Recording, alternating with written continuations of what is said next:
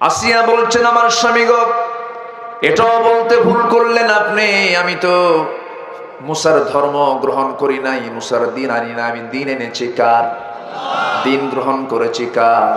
আর সেই দিনের প্রচার করার জন্য আল্লাহ তাআলা নবী করে মুসাকে পাঠিয়েছেন। আমি রাসূল হিসাবে, নবী হিসেবে মুসাকে আমি বিশ্বাস করে নিয়েছি, কিন্তু আমার রবকে, আসতে বলবেন না, আমার রবকে।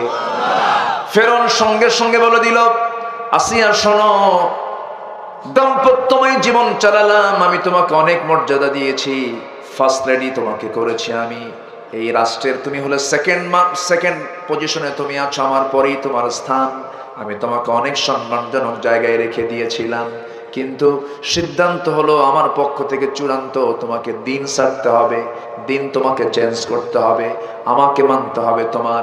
আসিয়া মিষ্টি মুখে বললেন, স্বামী আমার, আপনি যে প্রস্তাবটা দিচ্ছেন, আমি দুনিয়াটা ছেড়ে দেব, কিন্তু আমি জান্নাত তো ছাড়তে পারবো না। সে আসিয়া শোনো, সংসার জীবন চালালাম, আমার দিকে একটু তাকায় দেখো, তোমার দেখো তো সিদ্ধান্ত চেঞ্জ করা যায় নাকি। আসিয়ার সঙ্গে সঙ্গে মিষ্টি মুখে বলে ফেললেন, স্বামী আমার, আমি আপনাকে সম্মানের চোখে দেখিয়ে বলছি, শুনুন, আমার চূড়ান্ত কথা, আমার প্রতি অত্যাচার যত বাড়বে, আমার ঈমান তত পাকা হয়ে যাবে। জোরে বলে সুবহানাল্লাহ। তাহলে ঈমানদারের উপরে শাস্তি যত বেশি হয়, তার ঈমান তত পাকা হয়। আর মুনাফিকরা এই দিকেও যায়, ওই দিকেও যায়। ঈমানদাররা একদিকে থেকে থাকে কার পথে? কার অপেক্ষায়? আল্লাহর অপেক্ষায় থাকি। আসিয়া আলাইহিস সালাতু ওয়াস সালাম এমন সময় যখন চূড়ান্ত কথা বলে ফেলে দিলেন, এবারে ফেরাউন করলো কি, জাল্লাদ রেডি করে ফেললো, জাল্লাদ সামনে প্রস্তুতি নিয়ে আনিল। ইবনে কাসিরের সহ অধিকাংশ তাফসীর এসেছে, এবার জাল্লাদ যখন সামনে দাঁড়ায় গেছে, হাতে করাত নিয়ে ভয়ঙ্কর চেহারা নিয়ে যখন তার সামনে দাঁড়ায় গেছে, আসিয়া আলাইহিস সালাতু ওয়াস সালাম চুল পরিমাণও ভয় পেলেন না। আসিয়া আলাইহিস সালাতু ওয়াস সালাম কি করলেন? ওই সময় সূরা তাহরিমে এসেছে, আসিয়া আলাইহিস সালাতু ওয়াস সালাম সঙ্গে সঙ্গে দুইটা হাত আসমান মুখে উঁচু করে আল্লাহকে লক্ষ্য করে তিনি সুন্দর একটা দোয়া পড়েছেন। সেই দোয়া, তার কিতাব ছিল তাওরাত কিতাব, আর তার দোয়াটা স্থান পেয়েছে আল্লাহর কালাম কোরআনে কারীমের মধ্যে। যেরকম সুবহানাল্লাহ। আমাকে আপনাকে ওই দোয়া করার জন্য আল্লাহ তাআলা বলছেন। আসিয়ার দোয়াটা দেখেন, আসিয়া দোয়া কি করেছেন, এই দোয়াটা হলো আসিয়ার দোয়া। দোয়া করলেন কেমন করে দেখেন, যখন করাতটা তার কপালে ঠেকানো হলো, সঙ্গে সঙ্গে আসিয়া দোয়া করছেন, রব্বি বিনিলি ইনদাকা বাইতান ফিল জান্নাতি ওয়া নাজ্জিনি মিন ফিরআউনা ওয়া আমালিহি। আয় আল্লাহ তাআলা, তুমি আমার জন্য, রব্বি বিনিলি, আমার জন্য বানায়া দাও, ইনদাকা, তোমার কাছে। তোমার কাছে মানে কার কাছে? আসতে বলেন না, কার কাছে? ইনদাকা যারা আরবি বোঝেন, ইনদা কি দূরে বোঝায় না কাছে বোঝায়? কাছে বোঝায়। ইনদাকা, আল্লাহ তোমার কাছে, বাইতান একটা ঘর, ফিল জান্নাহ, জান্নাতের মধ্যে। আল্লাহ তোমার কাছে ছোট্ট একটা ঘর আমি তোমার কাছে কামনা করলাম, সেই ঘরটা যেন হয় ফিল জান্নাহ, জান্নাতের মধ্যে তোমার কাছে যেন একটা ঘর হয়, অর্থাৎ তোমার দেওয়ালের সাথে লাগোয়া একটা ঘর যেন আমার হয়ে যায়। জোরে বলেন সুবহানাল্লাহ। আসসালামু আলাইকুম ওয়া রাহমাতুল্লাহি ওয়া বারাকাতুহু।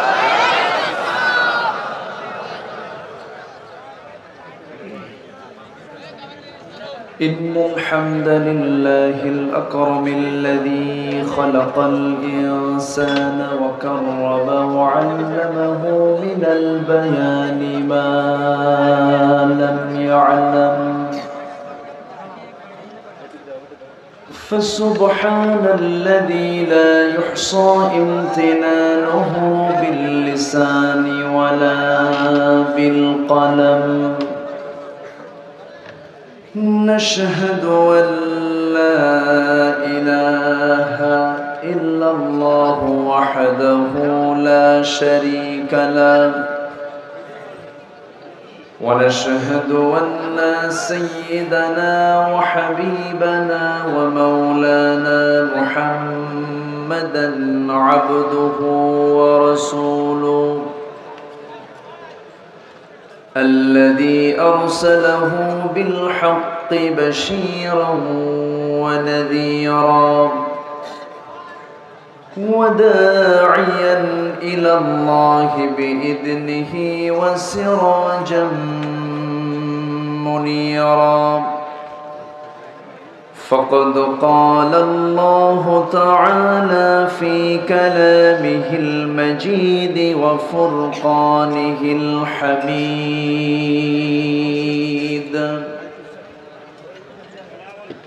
أعوذ بالله من الشيطان الرجيم بسم الله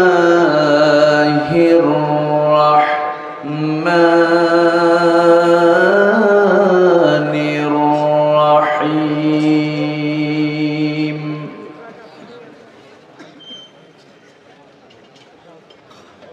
فخلف من بعدهم خلف أضاعوا الصلاة واتبعوا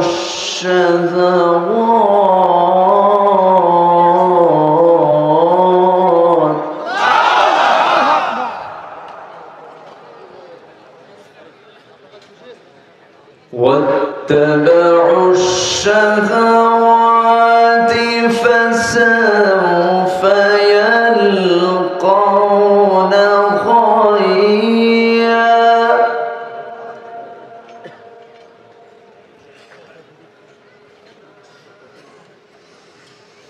إلا من تاب وآمن وعمل صالحا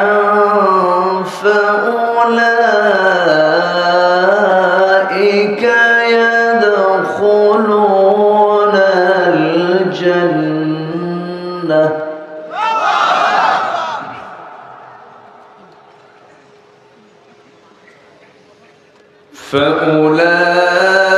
فأولئك يدخلون الجنة ولا يظلمون شيئا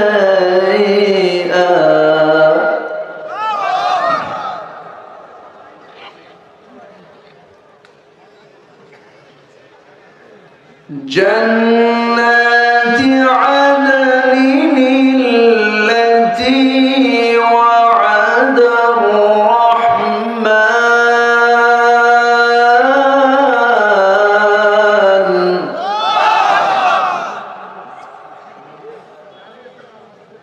وعد الرحمن عباده بالغيب إنه كان وعده مأتيا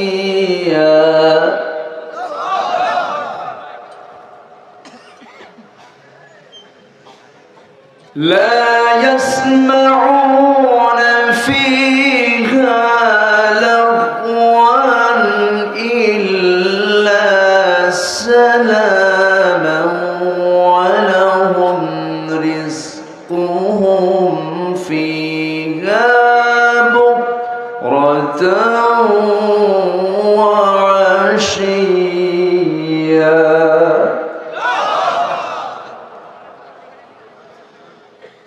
الله أكبر بسم الله الرحمن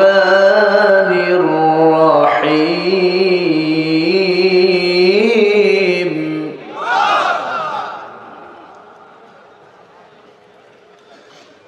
إن الله وملائكته يصلون على النبي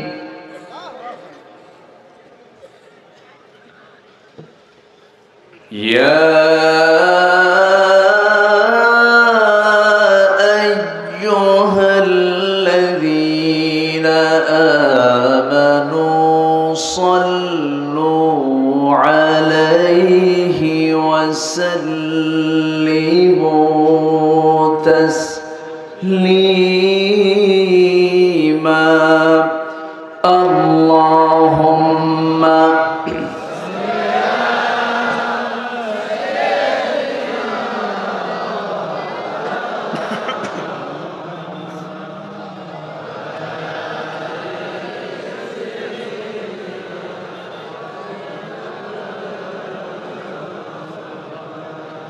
একটু মহব্বত দিয়ে নবীর প্রেমে মাতোয়ারা হয়ে জবান খুলে উচ্চ আওয়াজে সবাই বলুন আল্লাহুম্মা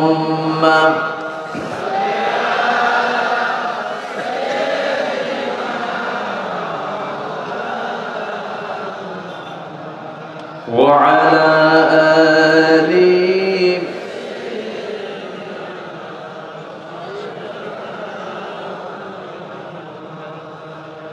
তাইফের কথা ভেবে কাঁদে শুধু দুনয়ন এমন দরদি পেতে কাঁদে মন অনুক্ষণ কাঁদে মন অনুক্ষণ ওহুদ দাঁত হারা আহমদ যখন লৌহ মাখা কিয়ামতে উঠবে তখন জিহাদ না করে কিভাবে দেখাবে তুমি চাঁদ চেহারা রূপে অতুল আল্লাহুম্মা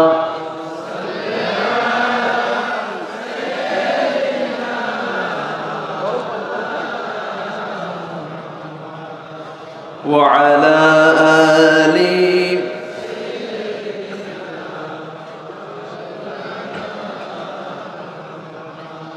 সবাই বলুন বালাগাল উলা বিকামালিহি কাশাফাত তুজা বিজামালিহি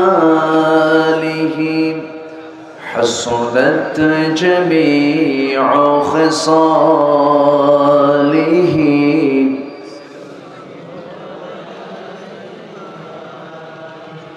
سورة يوسف بداري حكمة لقمان ما قارئ قرآن باري ये है दिले सादमान मा बलगल उला कशफत तुजा बिजमालिही हसनत जमीउ खिसालिही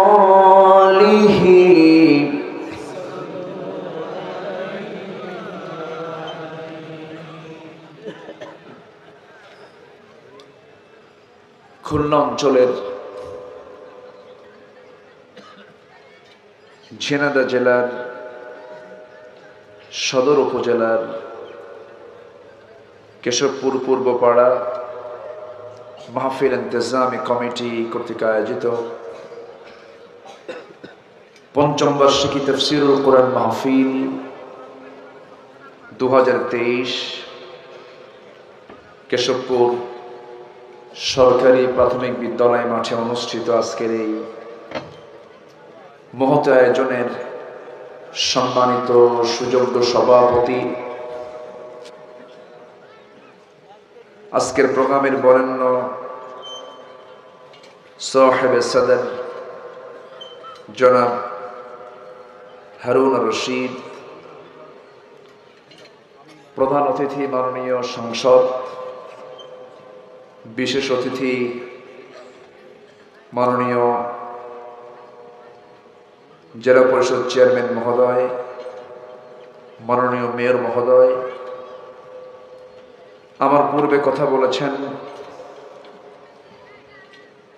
মুহতারাম মাওলানা শাহ মোহাম্মদ এনামুল হক ফাইজি, বিশেষ করে আমার বাম পাশে বসা, আমার পূর্বে যিনি কথা বললেন, নন্দিত আলেমে দ্বীন, প্রথিতযশা খ্যাতনামা মুফাসসিরে কোরআন, মিডিয়া ব্যক্তিত্ব, ইসলামী আন্দোলনের অন্যতম সিপাহ সালার, শিক্ষাবিদ, গবেষক ডক্টর হাবিবুর রহমান হাফিজাহুল্লাহ,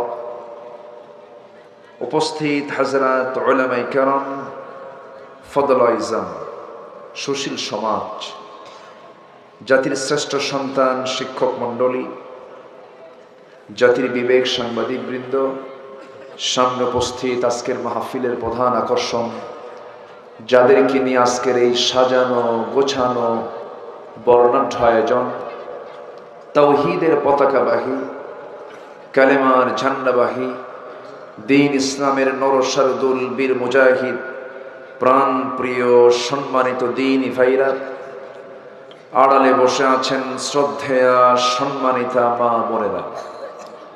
আলোচনার সূচনায় আনুষ্ঠানিকতার মধ্য দিয়ে আমার পক্ষ থেকে আবারও দিল খোলা সালাম, আসসালামু আলাইকুম ওয়া রাহমাতুল্লাহি ওয়া বারাকাতুহু। সবাই কেমন আছেন? আমাকেও প্রশ্ন করলেন, আল্লাহ তাআলা আমাকে আপনার কাতারেই রেখেছেন, বলছি আলহামদুলিল্লাহ। সম্মানিত উপস্থিতি, আমি আলোচনার সূচনায় আমার অভ্যাস অনুযায়ী একটি সূরার ভিতর থেকে ৩-৪টি আয়াতে কারীম আমি তেলাওয়াত করেছি। এই আয়াতকে সামনে রেখে আমি কিছু কথা বলতে চাচ্ছি। ওমা তৌফিকি ইল্লা বিল্লাহ আলাইহি তাওয়াক্কালতু ওয়া ইলাইহি উনীব। সূরাটির নাম হলো সূরা মারইয়াম। কোরআনে কারীমে আল্লাহ তাআলা কোন নারীর নাম উল্লেখ করেননি। হয়তো নারীর ইতিহাস এসেছে, তার প্রসঙ্গে কথা এসেছে, যেরকম আম্মা জান আয়েশা সিদ্দিকাকে আল্লাহ তাআলা তাকে কেন্দ্র করে কয়েকটা আয়াতে কারিমা নাজিল করেছেন। আল্লাহ তাআলা ইমরাত ফিরআউন উল্লেখ করে আসিয়ার জীবন টেনেছেন। ইমরাত নূহ, ইমরাত লূত, আল্লাহ তাআলা নারীর প্রসঙ্গ টেনেছেন, কিন্তু নামটা উল্লেখ করেননি। কোরআনে কারীমের ভিতরে শুধু একজন মহিলার নাম আল্লাহ তাআলা সরাসরি উল্লেখ করেছেন, তাও উল্লেখিত হতো না। মারিয়ামের স্বামীর পরিচয় আছে, কিন্তু তার সন্তান আছে না নাই? এই জন্য ওই সন্তানটা কার পরিচয় বড় হবেন, এই জন্য মাকে দরকার ছিল। এই জন্য ঈসা ইবনু মারিয়াম, ঈসা ইবনু মারিয়াম। এই জন্য আল্লাহ তাআলা এই নারীর নামে শুধু উল্লেখ করেননি, একটা সূরাও নামকরণ করেছেন। অনেক সম্মানিতা এবং অত্যন্ত দামি একজন নারী ছিলেন, মহিষী নারী, গুণবতী নারী ছিলেন মারিয়াম আলাইহিস সালাতু ওয়াস সালাম। আল্লাহ তাআলা তাকে বেশ কিছু পরীক্ষাও করেছেন, কিন্তু সকল পরীক্ষায় মারিয়াম ফেল করেছেন না পাশ করেছেন? পাশ করেছেন। আমার আজকে উদ্দেশ্য তার জীবনী নিয়ে কোনো কথা বলা নয়, শুধুমাত্র নামটা আসলো বলে তার কিছু কথা আমি উপস্থাপন করলাম। আজকের মাহফিল আমি শুনেছি অনেক মা বোন আসছেন, মাদেরকে নিয়েও আমি কিছু কথা বলবো। যেহেতু মারিয়াম মহিলা সূরা, কিছু কথা আমি বলার চেষ্টা করব। জোরে বলি ইনশাআল্লাহ। আমরা শুনতে এসেছি কোনো ব্যক্তির মন গড়া, মস্তিষ্ক প্রসূত কোনো বানানো কোনো কল্প কাহিনী আমরা শোনার জন্য আসিনি। মূলত আমরা এসেছি এখানে কার কথা শোনার জন্য? আসতে বলবেন না, কার কথা? সবচেয়ে সত্য কথা কার? মহাসত্যবাণী কার? ওয়ামান আসদাকু মিনাল্লাহি কিলা। সবচেয়ে সত্য সুন্দর কথা কে বলেন? আল্লাহ বলেন। মাইকম্যান, সাউন্ড খুব বেশি দিলে যে হবে না, সাউন্ড যে খুব বেশি দিতে হবে তা না, আমার কানে যেন মিষ্টি লাগে, হ্যাঁ একটু যেন ক্লিয়ার হয়। আচ্ছা,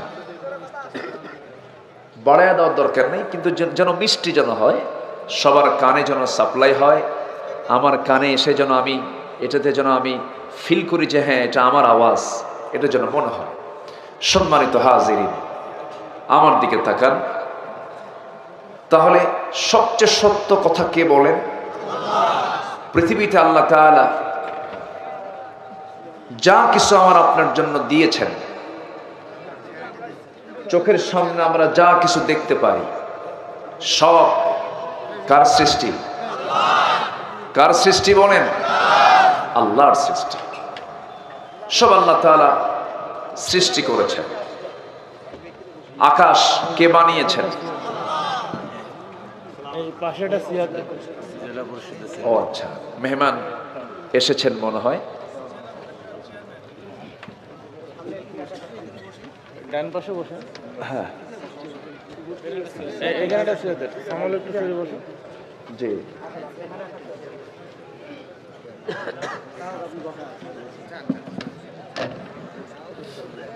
ভালো করে বসেন।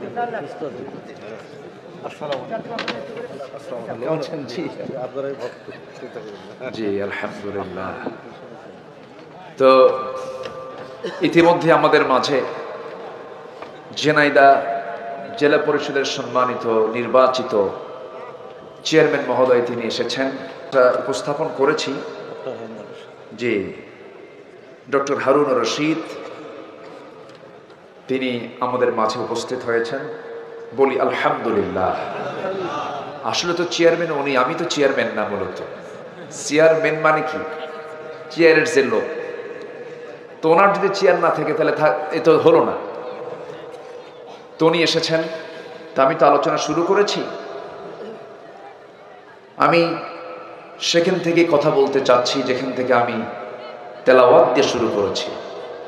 আল্লাহ তাআলা আমাকে আপনাকে আমলের নিয়তে বলার এবং আপনাকে শোনার তৌফিক দান করুন। জোরে বলি আমিন। একটু জিকির করি লা ইলাহা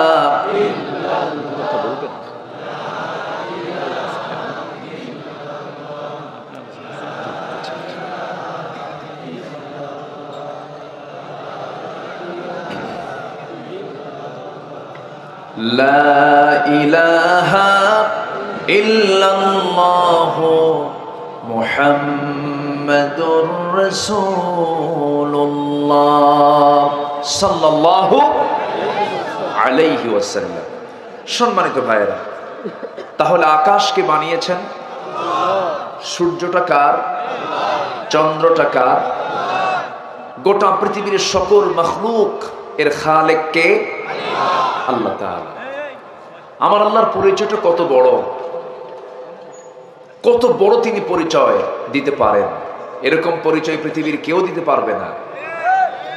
আল্লাহ তার পরিচয় দিতে নিয়ে বলছেন, তাবারাকাল্লাযী জাআলা ফিস সামাই বুরুজান ওয়া জাআলা ফিহা সিরাজান ওয়া কমারান মুনীরা ওয়া হুয়াল্লাযী জাআলাল লাইলা ওয়ান নাহারা খিলফাতান লিমান আরাদা আন ইয়াযযাক্কারা আও আরাদা শুকুরা।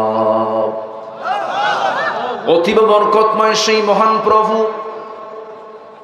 যিনি আকাশের বহু গ্রহরাজি সেট করেছেন, তার মাঝে প্রদীপ্ত একটি সূর্য সেখানে সেট করে দিয়েছেন এবং রাতের আলোকিত চাঁদ সেখানে তিনি সংস্থাপন করেছেন। এমন পরিচয় পৃথিবীর কেউ কি দিতে পারবে নাকি? যিনি রাতকে দিনের স্থলাভিষিক্ত করে দিয়েছেন, তিনি রাতের মধ্যে দিন ঢুকান, দিনের মধ্যে রাত ঢুকান, এমন পরিচয় পৃথিবীর কেউ দিতে পারবে না।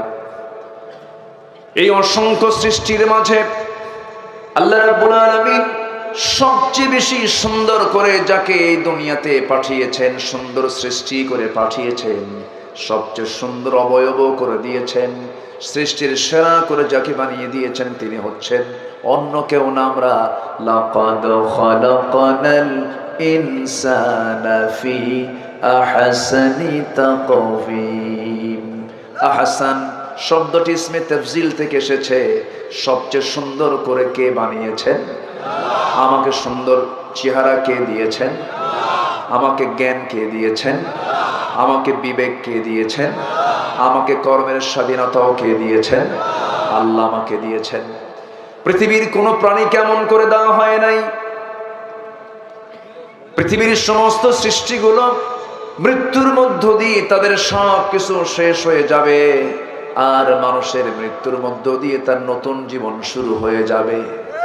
এর নাম হলো ইহকাল, আর মরার সঙ্গে সঙ্গে কি? পরকাল। হয়তো আলমে বারজাখ অবশ্যই আমরা পাবো,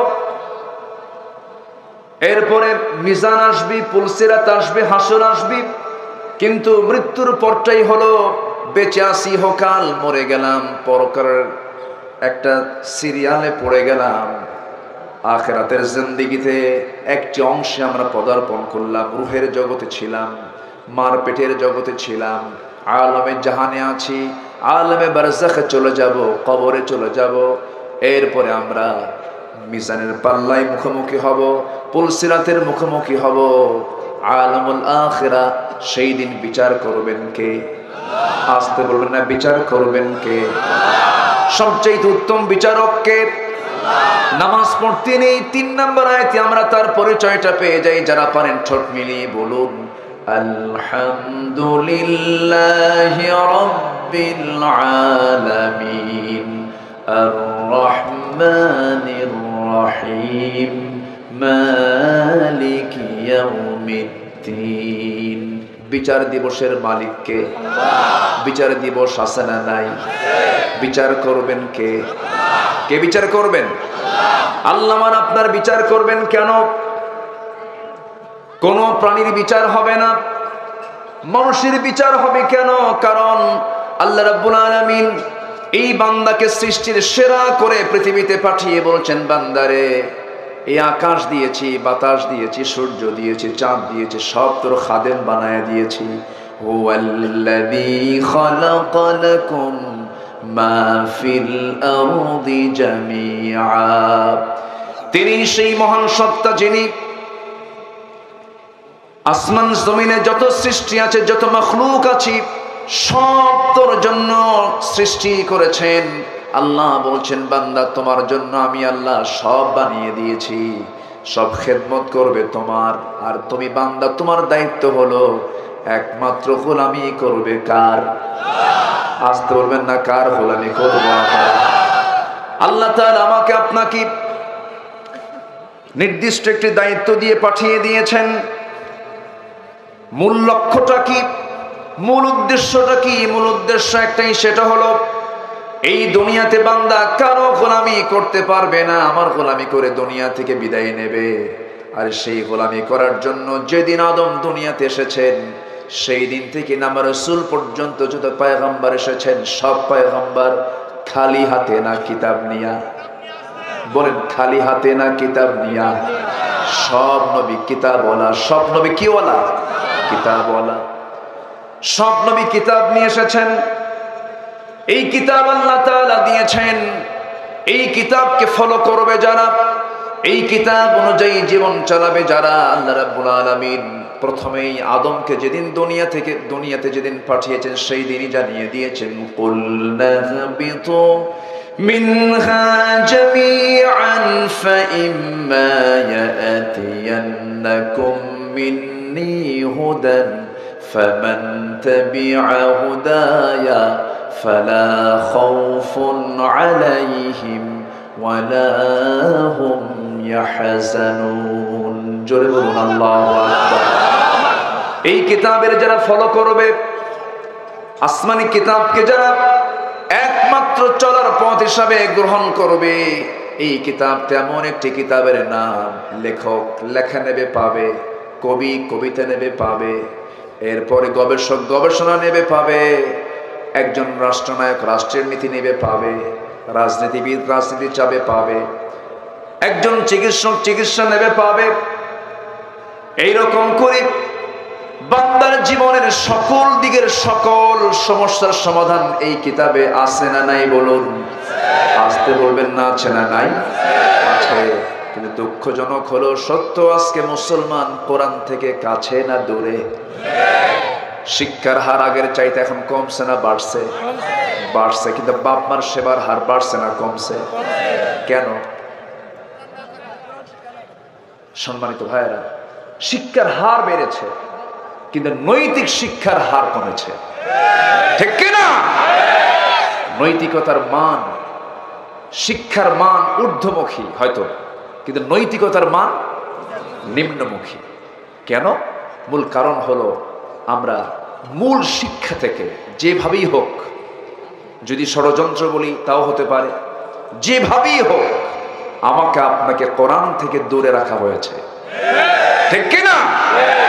আমি যদি প্রশ্ন করি, তার প্রমাণ দিচ্ছি, যদি প্রশ্ন করি এই জায়গায় যত ভাই বসে আছে, আমি যদি বলি সহি করে সূরা ফাতিহাটা সুন্দর করে পড়তে পারবেন, যেটা নামাজে ফরজ, নামাজে যেটা সহি করে নামাজ না তেলাওয়াত না করলে নামাজই হবে না। আমি যদি বলি এখানে যত ভাই এসেছেন, কজন ভাই সূরা ফাতিহাটাকে সহি করে পড়তে পারেন? সবার কি হাত উঠবে? অধিকাংশের কি হাত উঠবে? এটা তো উচিত ছিল না, এটা তো কথা ছিল না আমাদের।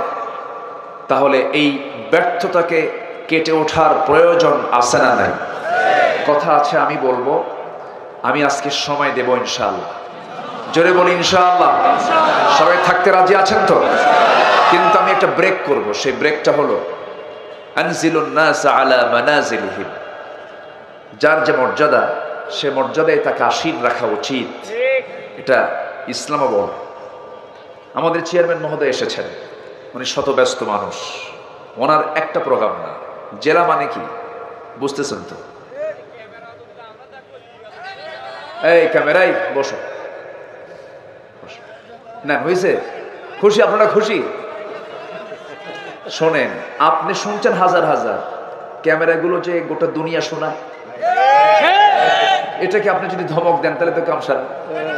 এটা থাকুক না, আরে কি আছে, মানুষের চোখ তো থাকেও না অনেকে, শোনেন না হয় কয়েকজন মানুষ, সবাই তো দেখতে পাচ্ছে, একটু কষ্ট করে। তো আমাদের চেয়ারম্যান মহোদয় শিক্ষাবিদ মানুষ, তিনি এসেছেন।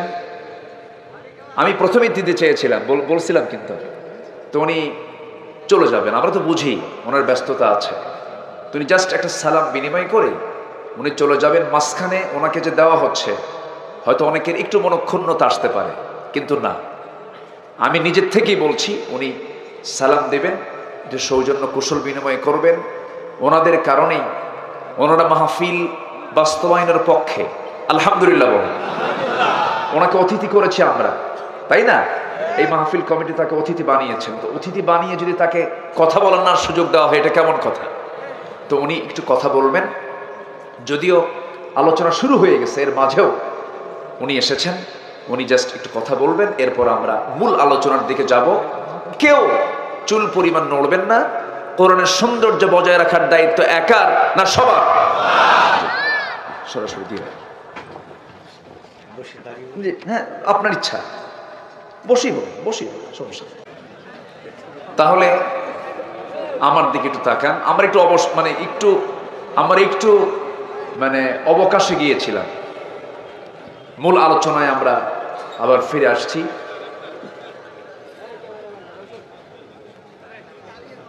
সম্মানিত উপস্থিতি, তাহলে মহান রব্বুল আলামিন যে কিতাবটা দিয়েছেন, এই কিতাবের মধ্যে নৈতিক শিক্ষা আছে না নাই? আসতে বলবেন না, আছে না নাই? তাহলে এই শিক্ষার ঘাটতি আমাদের সমাজেও আছে না নাই? তার প্রমাণ কিন্তু বলে ফেললাম, যেখানে সবার কিন্তু হাত কিন্তু উঠবে না। এই লোকগুলো ওঠে কেন? ওই যে সমস্যা কি চলে যাচ্ছে, অসুবিধা, একটু বসেন। আমি খুব বেশি সময় নেব না, তো খুব যে আপনাদেরকে আমি জোর করে রাখবো তাও না, কিন্তু মাহফিলে বসে যদি মজা না পান, কোরআনের জালসায় যদি বসে তৃপ্তি না পাওয়া যায়, সেজদা দিয়ে যদি ভালো না লাগে, কোরআন তেলাওয়াতে যদি মজা না লাগে, তাহলে ভাবতে হবে নফসের ভিতরে শয়তান খুব ভালোভাবে আসর করছে। কি কথা কি বোঝা গেল? একটু বসেন। ওয়ার্ল্ড কাপ খেলা হয়ে গেল, রাত 3টার দিকে উজু করে খেলা দেখে, 90 মিনিট গোল হয় না, এরপর আরো 30 মিনিট, কোনো ক্লান্তি নাই, কোনো চাপ চুপ কিছুই লাগে না, আসে বসে। কিন্তু মাহফিল, কোরআনের মাহফিল কত বরকতময়, কত রহমতে ঘেরা এই মাহফিল। যদি আমরা বুঝতাম, ঘন্টার পরে ঘন্টা আমরা উঠতাম না। আলহামদুলিল্লাহ বলি, জোরে বলি আলহামদুলিল্লাহ। এটা একটা বেহেশতের টুকরা, তো জান্নাতের টুকরা, হাদিসের দৃষ্টিকোণ থেকে জান্নাতের টুকরা, বলি আলহামদুলিল্লাহ। সম্মানিত ভাইরা, তাহলে আজকে যদি বিসিএস পরীক্ষায় যদি প্রশ্ন আসতো এরকম ভাইবা বোর্ডে, যদি বলতো আপনাকে ভাই প্রশ্ন ধরা হবে কোরআন তেলাওয়াত থেকে, বিভিন্ন জায়গা থেকে আপনাকে প্রশ্ন করা হবে, তাহলে কি তেলাওয়াত কারো কি অশুদ্ধ থাকতো? কিন্তু প্রশ্ন কি ধরে জানেন? বিশ্বের সবচেয়ে বড় উইকেট পাইছে কোন ক্রিকেটার, সবচেয়ে বেশি উইকেট কে পাইছে? এই প্রশ্ন আগে দরকার মুসলমানের জন্য, না কোরআন থেকে প্রশ্ন আগে দরকার?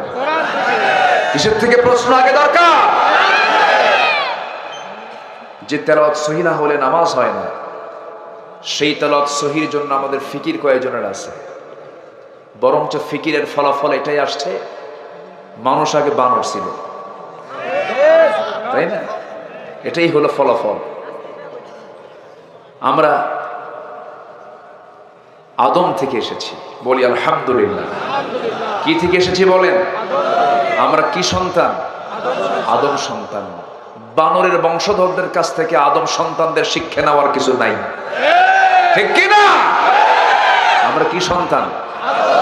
আদম। আমাদের বাপ নবী ছিলেন, আমাদের বাপ জ্ঞানী ছিলেন, আমাদের বাপ সভ্যতার অগ্রনায়ক ছিলেন, পৃথিবীর সেরা জ্ঞানী মানুষ ছিলেন। ওয়াল্লামা আদামাল আসমাআ কুল্লাহা, আল্লাহ তাআলা তাকে সকল পৃথিবীর সকল কিছুর নামে শিক্ষা দিয়েছেন। কিয়ামত পর্যন্ত এত জ্ঞানী মানুষ আসবে না। আমরা তাই সেই জ্ঞানী পিতার সন্তান, আমরা বলি আলহামদুলিল্লাহ। এই থামেন, আমার কথা বলতে। সম্মানিত ভাইরা, সম্মানিত বন্ধুগণ, যারা এই জাতীয় কথা বলবে তাদের কি ঈমান আছে? আসতে বলবেন না, ঈমান আছে? ওই কথা, ওই তথ্য ঈমান বিরোধী, কোরআন বিরোধী কথা। আল্লাহ তাআলা আমাদেরকে কত সম্মান দিয়েছেন, কত মর্যাদা দিয়েছেন, সবচেয়ে সুন্দর করে আমাকে আপনাকে বানিয়েছেন। চাঁদ এত সুন্দর না, সূর্য এত সুন্দর না, আকাশ এত সুন্দর না, পৃথিবীর যত সৃষ্টি আছে সকল সৃষ্টির চেয়ে সেরা সুন্দর হলো মানুষ, বলি আলহামদুলিল্লাহ। এই যে সুন্দর করে বানানো হলো, মর্যাদা দেওয়া হলো, এটার মূল কারণ হলো আমার দাম কিন্তু ফেরেশতার চাইতে বেশি। আল্লাহ তাআলা আমাকে দুনিয়াতে পাঠিয়ে দিয়ে ফেরেশতার চাইতে বেশি দামি বানিয়ে দিয়েছেন। কারণ ফেরেশতার গুনাহ করার কোনো যোগ্যতা নাই, সে গুনাহ করতে পারে না। বান্দার গুনাহ করার যোগ্যতা থাকার পরও বান্দা গুনাহ করে না, এই জন্য বান্দার দাম ফেরেশতার চাইতে বেশি। জোরে বলে সুবহানাল্লাহ। আমরা অনেক দামি হতে থাকতে চাই, সম্মান নিয়ে চলতে চাই, কিন্তু সেই সম্মান মর্যাদা আমাদের টিকে রাখার জন্য আমাকে আগে 1 নাম্বার বান্দা হতে হবে, গোলাম হতে হবে। কার? আল্লাহর গোলামটা হতে হবে, একনিষ্ঠ গোলাম হতে হবে। আল্লাহকে মহব্বত করতে হবে, আল্লাহর হকটা আদায় করতে হবে। আল্লাহ তাআলা আমাকে যে দায়িত্ব দিয়ে দুনিয়াতে পাঠিয়েছেন সেই দায়িত্ব আমাকে পালন করতে হবে। পালন করতে গিয়ে যদি কোনো ভুল হয়, সঙ্গে সঙ্গে বলতে হবে রব্বানা যালামনা আনফুসানা ওয়া ইল্লাম তাগফির লানা ওয়া তারহামনা লানাকুনান্না মিনাল খাসিরিন। আল্লাহ তাআলা, আমি আমার নফসের উপরে জুলুম করেছি, তুমি যদি না মাফ করে দাও আমি ক্ষতিগ্রস্তদের অন্তর্ভুক্ত হয়ে যাব, মেহেরবানি করে মাফ করে দাও। আমরা এই দুনিয়াতে আল্লাহর কাছে মাফ চেয়ে নেব, গুনাহ হয়ে যাবে, মাফ চাইবো কার কাছে? আসতে বলবেন না, কার কাছে মাফ চাবো? কিন্তু এই পৃথিবীতে বেঁচে থাকতে গেলে সবচাইতে বড় চ্যালেঞ্জ হলো গুনাহ করা না গুনাহ না করা। গুনাহ করা না গুনাহ না করা। দু একটা নফল, দু একটা জিকির আজকার আপনার জীবন থেকে বাদ গেলে তেমন কোনো ক্ষতি হবে না। কিন্তু সবচেয়ে বড় চ্যালেঞ্জ হলো আমার জীবনে আমার আমল নামায় যেন গুনার বোঝা যেন বেশি না ভারী হয়, গুনাহমুক্ত থাকা। আমাকে আপনাকে গুনাহমুক্ত থাকতে হবে, এটা একটা চ্যালেঞ্জ। আমার জীবনে গুনাহ হতেই পারে, হবেই, কিন্তু গুনাহটা যেন আমার সেই গুনাহ না হয়ে যে গুনাহগুলো মাফের অযোগ্য, সেই জাতীয় কোনো গুনাহ করা যাবে না। আল্লাহ রাব্বুল আলামিন আমার ক্ষেত্রে কত উদার, তিনি বলছেন ইন তাজতানিবু কাবাইরা মা তুনহাউনা আনহু নুকাফির আনকুম সাইয়্যাতিকুম ওয়া নুদখিলকুম মুদখালান কারীমা। বান্দারে, তুমি যদি তোমার জীবন থেকে বড় বড় গুনাহগুলোকে তোমার জীবন থেকে মাইনাস করতে পারো, আমি আল্লাহ তোমার ছোট ছোট গুনার দিকে তাকাবো না, আমি তোমার সমস্ত গুনাহগুলোকে মাফ করে সম্মানজনক জান্নাত আমি তোমাকে দিয়ে দেব। গুনাহ করলে কয়েকটা ক্ষতি। আল্লাহ রাব্বুল আলামিন বলেন গুনাহ করবি, গুনাহ তোমাকে ঘেরাও করে ফেলবে। আল্লাহ বলছেন বালা মান কাসাবা সাইয়্যাতান ওয়া আহাতাত বিহি খাতিআতুহু উলাইকা আসহাবুন নার হুম ফিহা খালিদুন। বান্দা তুমি পাপ করবি, পাপ তোমাকে ঘেরাও করে ফেলবে। যখন কোনো বান্দা পাপ করে তার মধ্যে 7টা বদগুণ চলে আসে, 7টা খারাপ দিক তার মধ্যে চলে আসে। একটু মনোযোগ দিয়ে শুনবেন, পাপ করলে 7টা খারাপ দিক চলে আসে। 1 নাম্বার, সে নির্লজ্জ হয়ে যায়, লজ্জা জ্ঞান তার মধ্যে থাকে না, সে যা ইচ্ছা তাই করতে পারে, নির্লজ্জ হয়ে যায়। যেমন আপনারা জানেন কিনা, আজ থেকে 1 যুগ আগের ঘটনা, জাহাঙ্গীরনগর ইউনিভার্সিটিতে একটা ছেলে ধর্ষণ করেছিল 100টা ধর্ষণ। সেঞ্চুরি করার পর সে আবার প্রকাশ্যে মিষ্টি বিতরণ করেছে। তাহলে পাপ করলে কি হয়? মানুষ নির্লজ্জ হয়। কি হয়? লজ্জা থাকে না, লজ্জাটা হেরে যায় তার কাছ থেকে। এত বড় একটা অপরাধ করে ফেলল, তার শাস্তি কি হলো জানেন? শুধু বলল মানিক এগুলো করতে নেই, দুষ্ট ছেলে, এতটুকুই তার শাস্তি হলো। কি আমার কথা কি বুঝতেছেন আপনারা? শাস্তি কি এমন হওয়া উচিত ছিল? পাপ করলে পরে 7টা ক্ষতিকর দিক তার মধ্যে চলে আসবে। 1 নাম্বার, সে নির্লজ্জ হবে। নাম্বার 2, তার সৌন্দর্য নষ্ট হয়ে যাবে। নাম্বার 3, সে রোগাক্রান্ত হয়ে পড়বে। নাম্বার 4, রিজিকটা তার বরকত শূন্য হয়ে যাবে। কোটি কোটি টাকার মালিক হবে, কিন্তু পরিবার এসে দেখবে বউটা লাইন মারে, ছেলেটা ইয়াবা খায়, মেয়েটা চরিত্রহীনা, সুখ পাবে না, শান্তি পাবে না। পাপ করবেন, পাপ আপনাকে ঘেরাও করে ফেলবে। নাম্বার 5 হলো সবাই ওই লোকটাকে ঘৃণা করবে। নাম্বার 6টা হলো অন্তরটা কালো হয়ে যাবে, অন্তরে কোনো দয়া মায়া থাকবে না। নাম্বার 7 হলো সে কখনো দোয়া করলে সে দোয়াও কবুল হবে না। এই জন্য মাঝে মাঝে হুজুরদের ভাড়া করে আনে, তোরা একটু দোয়া কর, আছে না নাই বলেন?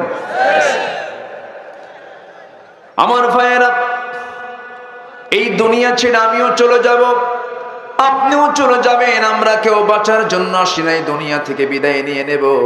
কিন্তু আল্লাহ বলছেন বান্দারে, এমন কিছু কিছু পাপ আছে যে পাপগুলো করলে আমি তোকে মাফ করব না, সেই গুনার দিকে তুই যাবি না। তবে সবচাইতে ভয়ঙ্কর পাপ কিন্তু নামাজটা ছেড়ে দাও। যদিও দুনিয়াতে শাস্তিটা কম, কিন্তু আখিরাতে নামাজটাকে ছেড়ে দেওয়ার, নামাজকে নষ্ট করার শাস্তি সবচাইতে ভয়াবহ। সূরা মারইয়ামের ভিতরে আল্লাহ রাব্বুল আলামিন 59 নম্বর আয়াতে বলছেন ফাখালাফা মিন বা'দিহিম খালফুন আদাউস সালাতা ওয়াত্তাবাউশ শাহাওয়াত ফাসাউফা ইয়ালকাউনা গায়্যা।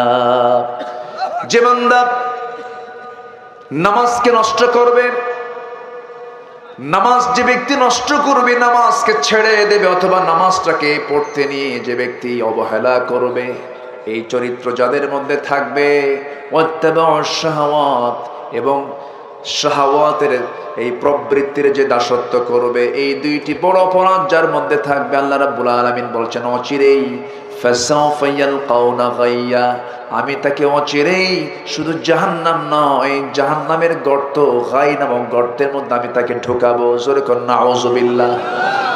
তাফসীরে এসেছে গাই নামক গর্তটা এত ভয়ঙ্কর যে গাই নামক গর্তটা এত ভয়ঙ্কর, জাহান্নাম পর্যন্ত গাই গর্তকে ভয় পায়, এত ভয়ঙ্কর সেই গর্তের নাম হলো গাই। আল্লাহ বলছেন সেই গাই নামক গর্তের মধ্যে যে ব্যক্তি নামাজ ছেড়ে দেবে, আমি তাকে ওই গর্তের মধ্যে ঢুকাবো। জোরে বলি নাউযুবিল্লাহ। আজকে সমাজে নামাজি বেশি না বেনামাজি বেশি? ভালো করে বলবেন, নামাজি বেশি না বেনামাজি বেশি? মানুষ বেশি না চোর বেশি? হ্যাঁ, ভালো করে বলবেন। হ্যাঁ, চোর। মানুষ কোথায়? মানুষ কোথায় আমরা পেলাম? গত বছর চিটাগাং মাহফিল ছিল, তো মাহফিল আলোচনা শেষ করলাম, সবাই মোনাজাতে শামিল হলো, মাহফিল টাহফিল শেষ, নামার সময় দেখি আমার জুতা নাই। কি কথা কি বুঝতেছেন? মসজিদে যাবেন, শহরের মসজিদগুলো যদি হয় নতুন জুতা যদি হয়, তাহলে আমি আগে না জুতা আগে? জুতা কোথায় রাখা লাগে? সামনে।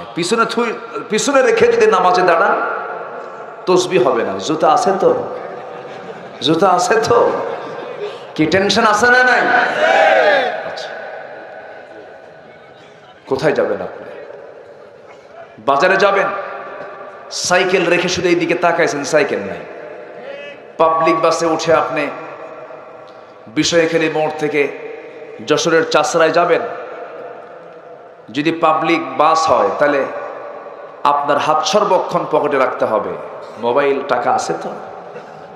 তাহলে এই যে সিচুয়েশন তৈরি হয়ে আছে, এটা কি মুসলিম সমাজের বৈশিষ্ট্য? আসতে বলে মুসলিম সমাজের বৈশিষ্ট্য না। কোনো রিভার্ব দিবেন না, রিভার্বের দরকার না, একদম ফ্রেশ। মুসলিম সমাজের বৈশিষ্ট্য এগুলো নয়। মুসলিম সমাজ কাকে বলে? একজন মুসলমান সারা রাত দরজা খুলে রাখবে, কেউ কারো সম্পদের দিকে তাকাবে না।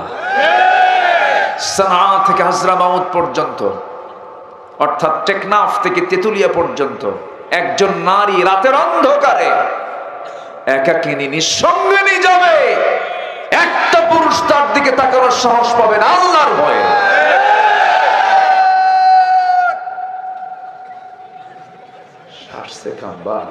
এ তো মত লম্বা করে, সবাই করে 2 আলিফ, উনি করেন 4 আলিফ। সমন্বয় করেন, আমার দিকে তাকান। কষ্ট পাচ্ছেন নাকি আপনারা? সম্মানিত বন্ধুগণ, সম্মানিত ভাইয়েরা, সেই সুন্দর সমাজকে আমরা দেখতে চাই। আসতে বলে দেখতে চাই। স্বাধীন হয়েছে কত বছর? 52 বছর। জাতীয় পত্রিকায় আসছে 2000 মুক্তিযোদ্ধা, তারা মুক্তিযোদ্ধার ভাতা গ্রহণ করেছে, যাদের বয়স 52 বছর।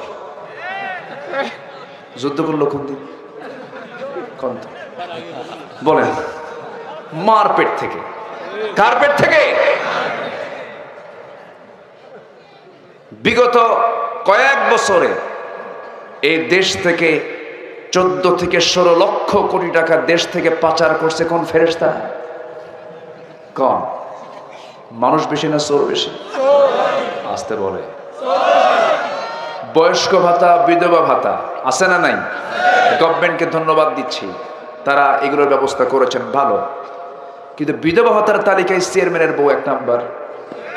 তো চেয়ারম্যান বাসে থাকা অবস্থায় কি বিধবা ভাতা পায়? তাহলে বিধবা হলো কেমনে? আছে না নাই? আসতে বলবেন না, আছে না নাই? আচ্ছা, এরপরে বোনের সম্পত্তি ভাই মেরে খায়, এরকম লোক তো জেনাইদার নাই। গোড়ায় কিন্তু হাত দিচ্ছি। বোনেরা মনে মনে চিন্তা করতেছে যে ভালো করে কোন ভাই কিছু বসে আছে ওই জায়গায়। আছে আছে আছে না নাই?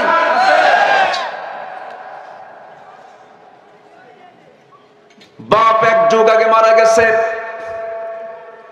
কিন্তু যেদিন বাপ মারা গেলেন কোরআন বলে দিচ্ছে লিযযাকারি মিসলু হাযযিল উনসাইন। কোন কথা নেই, মরে গেছে, সঙ্গে সঙ্গে ওয়ারিস হয়ে গেছে ভাই বোন দুইজনই।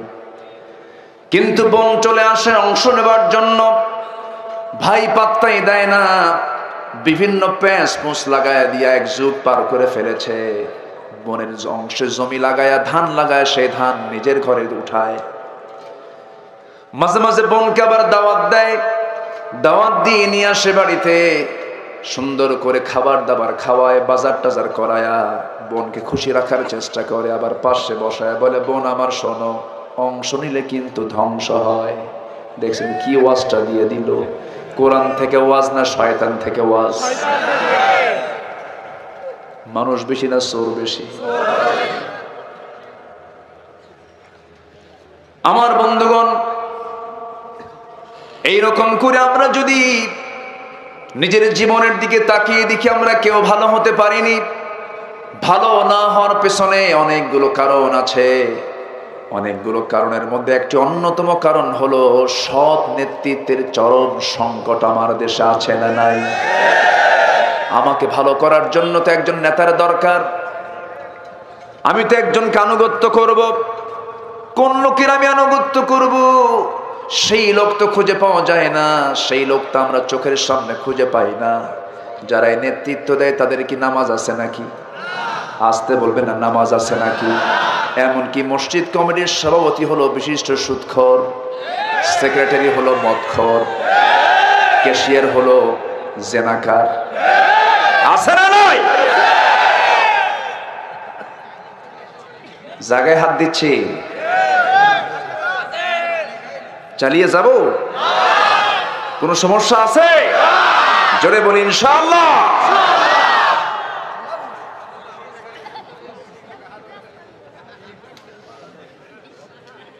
মসজিদ কমিটির সভাপতি ক্ষমতার দাপট দেখায়া সুদখোর হয়ে গেছে সভাপতি, কিন্তু মসজিদ কমিটির দায়িত্ব পালন করবে কারা? কোরআনে মনে হয় আয়াতটা বাদ গেছে। আয়াত আছে না নাই? ইন্নামা ইয়ামুরু মাসাজিদাল্লাহি মান আমানা বিল্লাহ।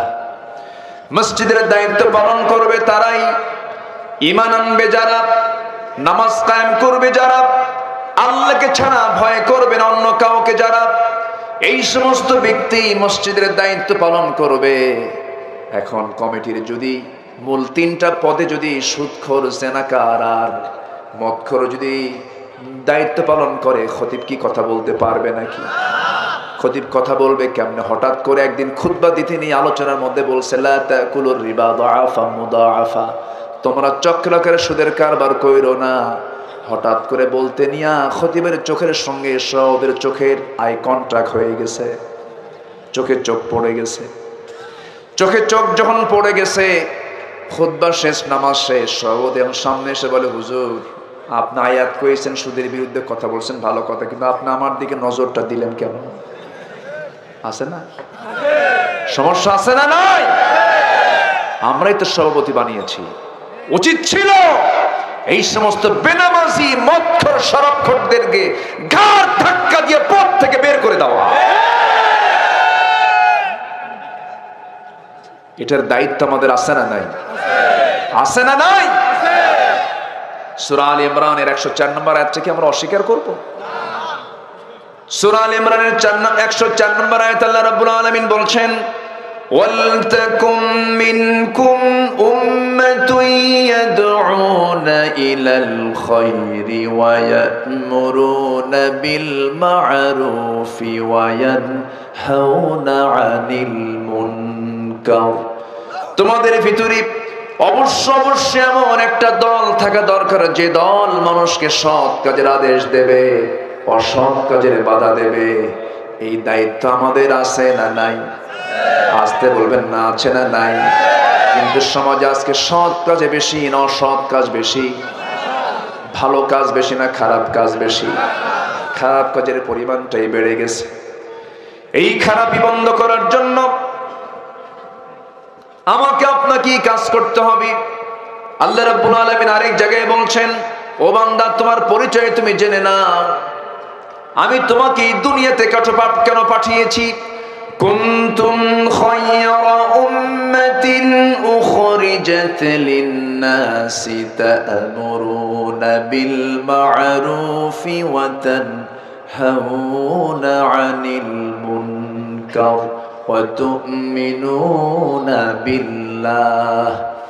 তোমরা শ্রেষ্ঠ জাতি, মানুষের কল্যাণের জন্য তোমাদেরকে পাঠানো হয়েছে। তোমরা কি করবে? সৎ কাজের আদেশ দেবে, অসৎ কাজের বাধা প্রদান করবে, আর ঈমান আনবে কার উপরে? আসতে বলবেন না, কার উপরে? কিন্তু সমাজের কিছু লোক আছে, এই সমস্ত লোকগুলো নামাজও পড়তে চায়। কিছু লোক আছে নামাজও পড়তে চায়, মদের বোতলও খেতে চায়। আছে না নাই বলেন?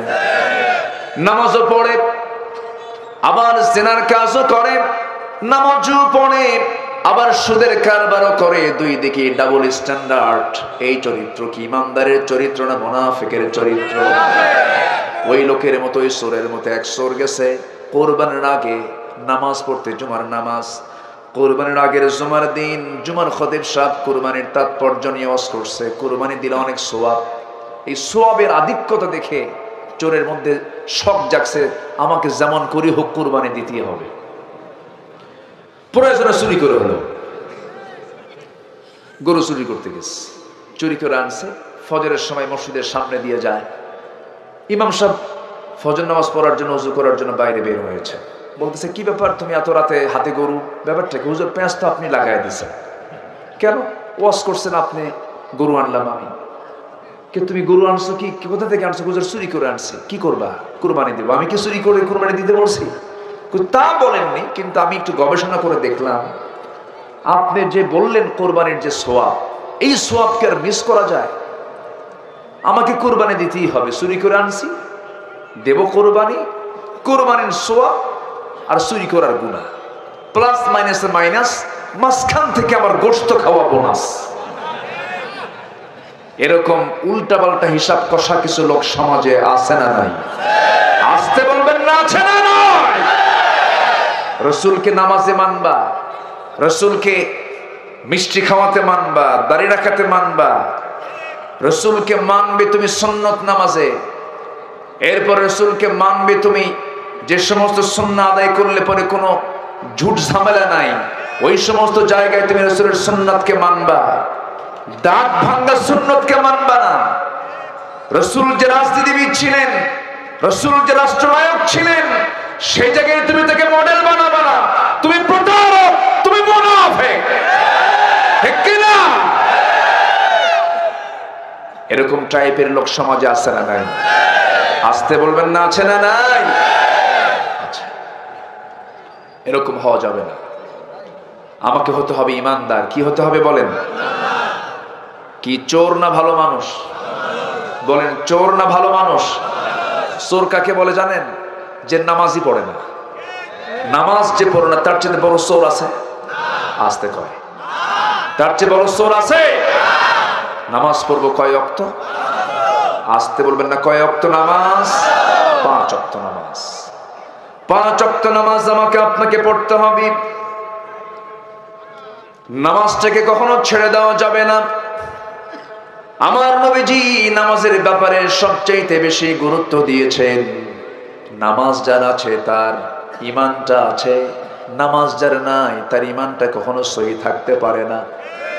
আল ফারকু বাইনাল মুমিন ওয়াল কাফির তারকুস সালাত। কাফির এবং মুমিনের মধ্যে পার্থক্য সৃষ্টি করে দেয় হলো নামাজ। কিন্তু সেই নামাজ ভিত্তিক সমাজ কিন্তু আজকে নাই। যে নেতা নামাজ পড়বে না সে কখনো নেতৃত্বে দেওয়ার যোগ্যতা রাখে না, ঠিক কিনা বলেন? আমাদের সমাজে এমন নেতাও আছে না নাই? যে সমস্ত নেতাগুলো নামাজ না পড়ে সে নেতৃত্ব দিতে চায়, তো হলো মুখে জুতা মারা। রাজি আছেন কারা কারা? হাত উঁচু করে দেখা।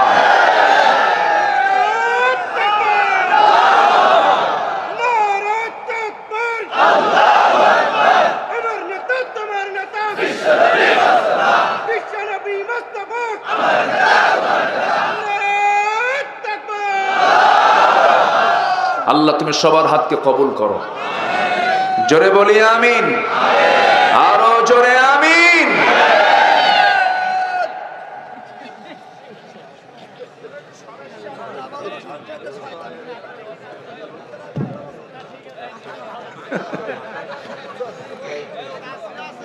এই সাসার এখানে নিয়ে আসে, এই সাসাই এখানে আসেন, এখানে আসেন। তাহলে কথা আমার দিকে তাকান। কষ্ট পাচ্ছেন কি? আলোচনা চালিয়ে যাব, আলোচনা চালিয়ে যাব। নামাজ আছে যার, ঈমান ঠিক আছে তার। নামাজ আছে যার, নেতৃত্ব ঠিক আছে তার।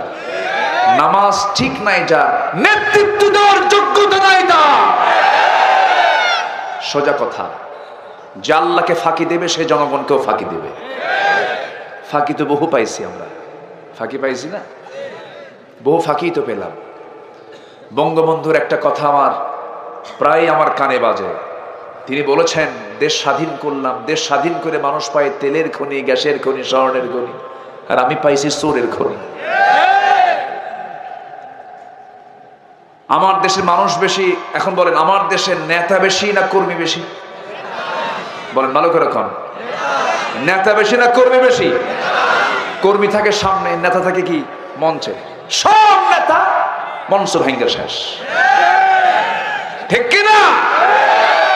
মসজিদে যান, মসজিদে যান, নেতা কয়জন? মেম্বার ভাঙ্গে? অশান্তি আছে, গন্ডগোল আছে, ফালাফালি আছে, কিলেকিলি আছে? কিচ্ছু নাই। আপনি কোটি টাকার মালিক, নামাজে দাঁড়ায় গেছেন, ইমাম সাহেব নামাজ শুরু করেছেন, আপনি পিছনে মুসল্লি, কোটি টাকার মালিক, আপনি সময় নাই।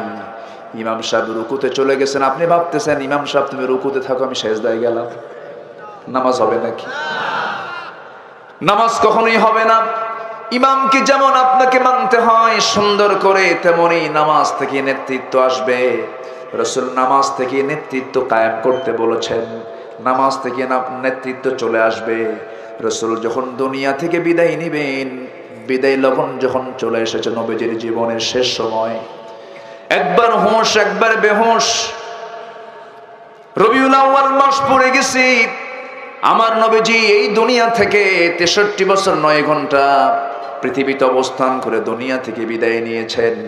মৃত্যুর শেষ মুহূর্তের সময় রাসূল যখন মারা যাবেন, আম্মা জান আয়েশা বলেন, রাসূল আমার ঘরকে পছন্দ করলেন, আমার ঘরে তিনি চলে আসলেন।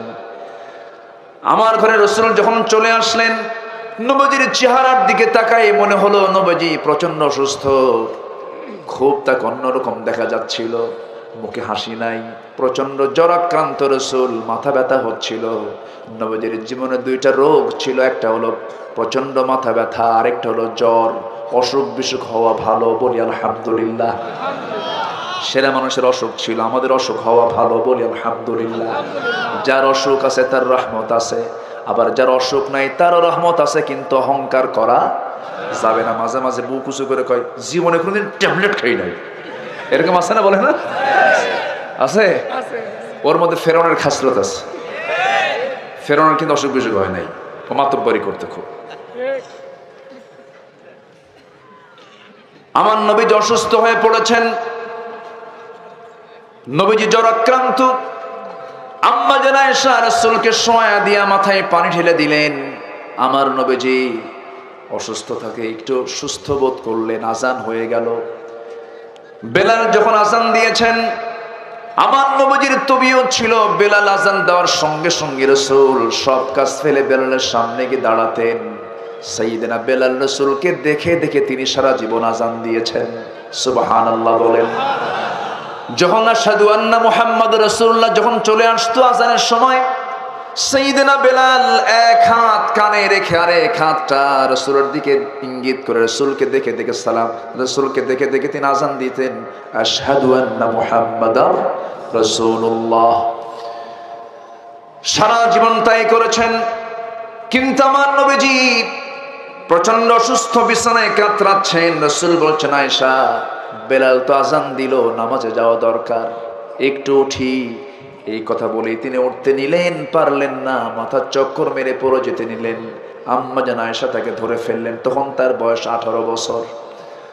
আম্মা জান আয়েশা তাকে ধরে ফেললেন, আস্তে করে আবার শোয়া দিয়ে বলছেন, ইয়া রাসূলুল্লাহ, মনে হয় আপনি উঠতে পারছেন না।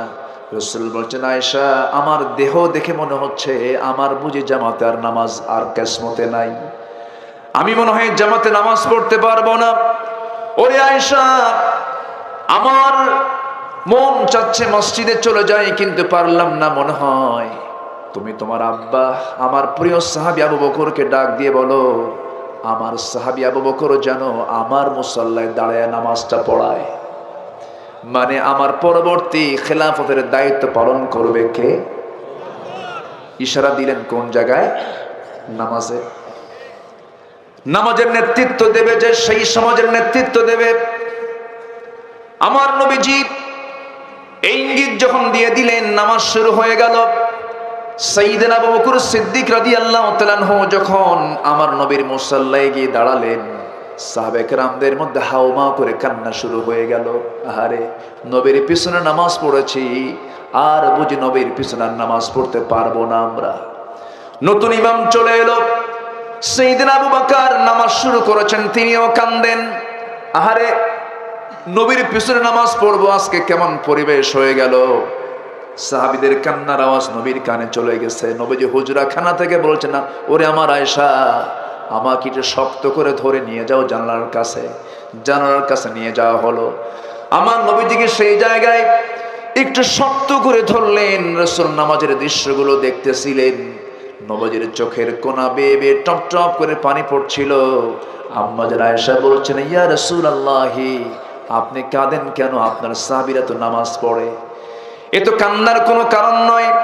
আমার নবীজির সঙ্গে সঙ্গে বলছেন, ওরে আয়েশা, আমার চোখের পানি যে দেখতে পাচ্ছ, এই চোখের পানি আমার দুঃখের জন্য নয়, এটা আমার চরম আনন্দের জন্য আমার চোখের পানি বের হচ্ছে। চরম আনন্দের কান্না আমার এটা। ওরে আয়েশা, এই যে আমার সাহাবীরা আজকে কাতারে কাতারে সুন্দর করে নামাজ নিরাপদে আদায় করছে। ওরে আয়েশা, তুমি হয়তো শুনেছ, তুমি তো জানো নাই, তুমি তো দেখো নাই। আমি মক্কায় যখন নামাজ পড়তে গেছি, কাবার চত্বরে দাঁড়ায়া অথবা সাইবা মুগিরারা আমার পিঠের উপরে পচা নারী ফুরি চাপায়া দিয়েছে। উঠে পচা নারী ফুরি চাপায়া দেওয়ার কারণে মুখ থুবড়ে আমি জমিনে পড়ে গেছি। আমার মেয়ে ফাতিমা সেই জায়গা থেকে আমাকে উদ্ধার করেছে।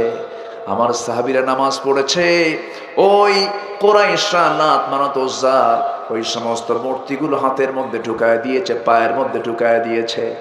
এই নামাজ কায়েমের সংগ্রাম করতে গিয়ে তায়েফের ময়দানে মানুষ আমাকে মারতে মারতে পাগল বানায়া ফেলে আমাকে রক্তাক্ত করে দিয়েছে।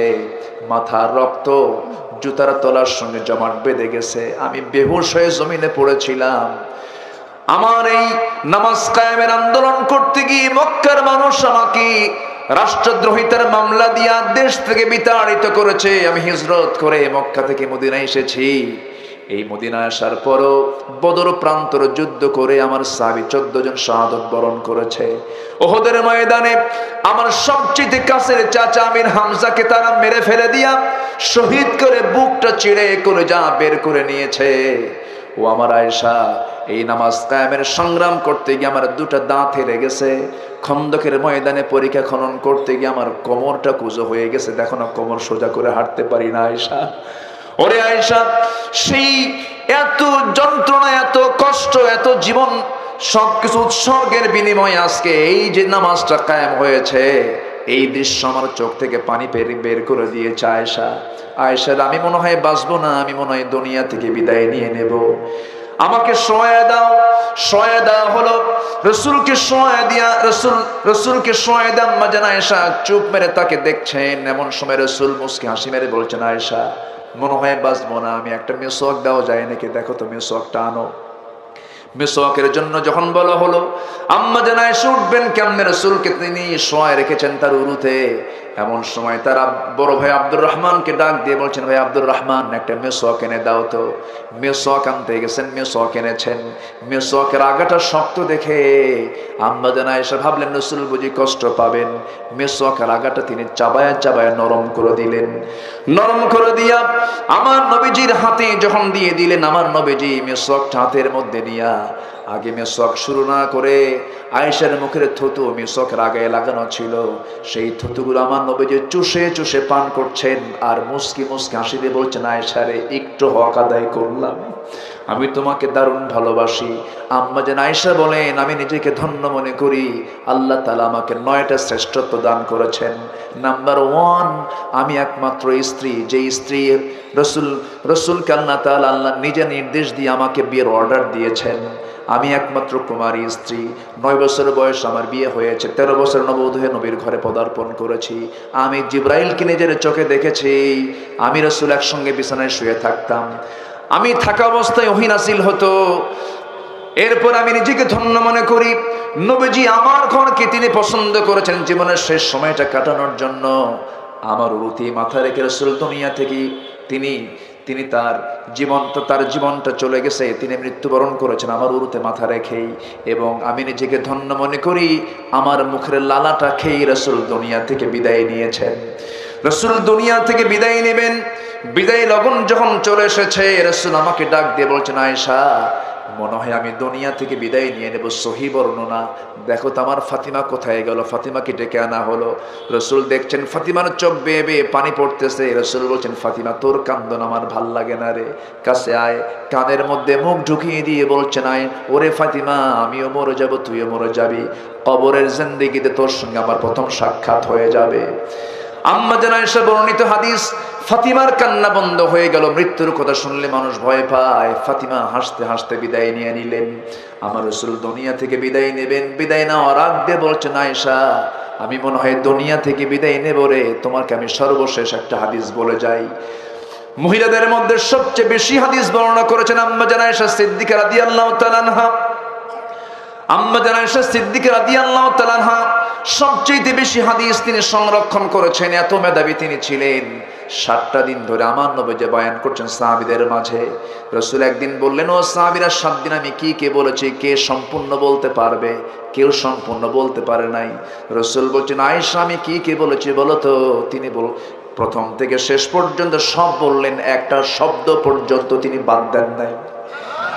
এই আম্মা জান আয়েশা রাসূলকে বিদায় জানাবেন, রাসূল দুনিয়া থেকে বিদায় নেবেন।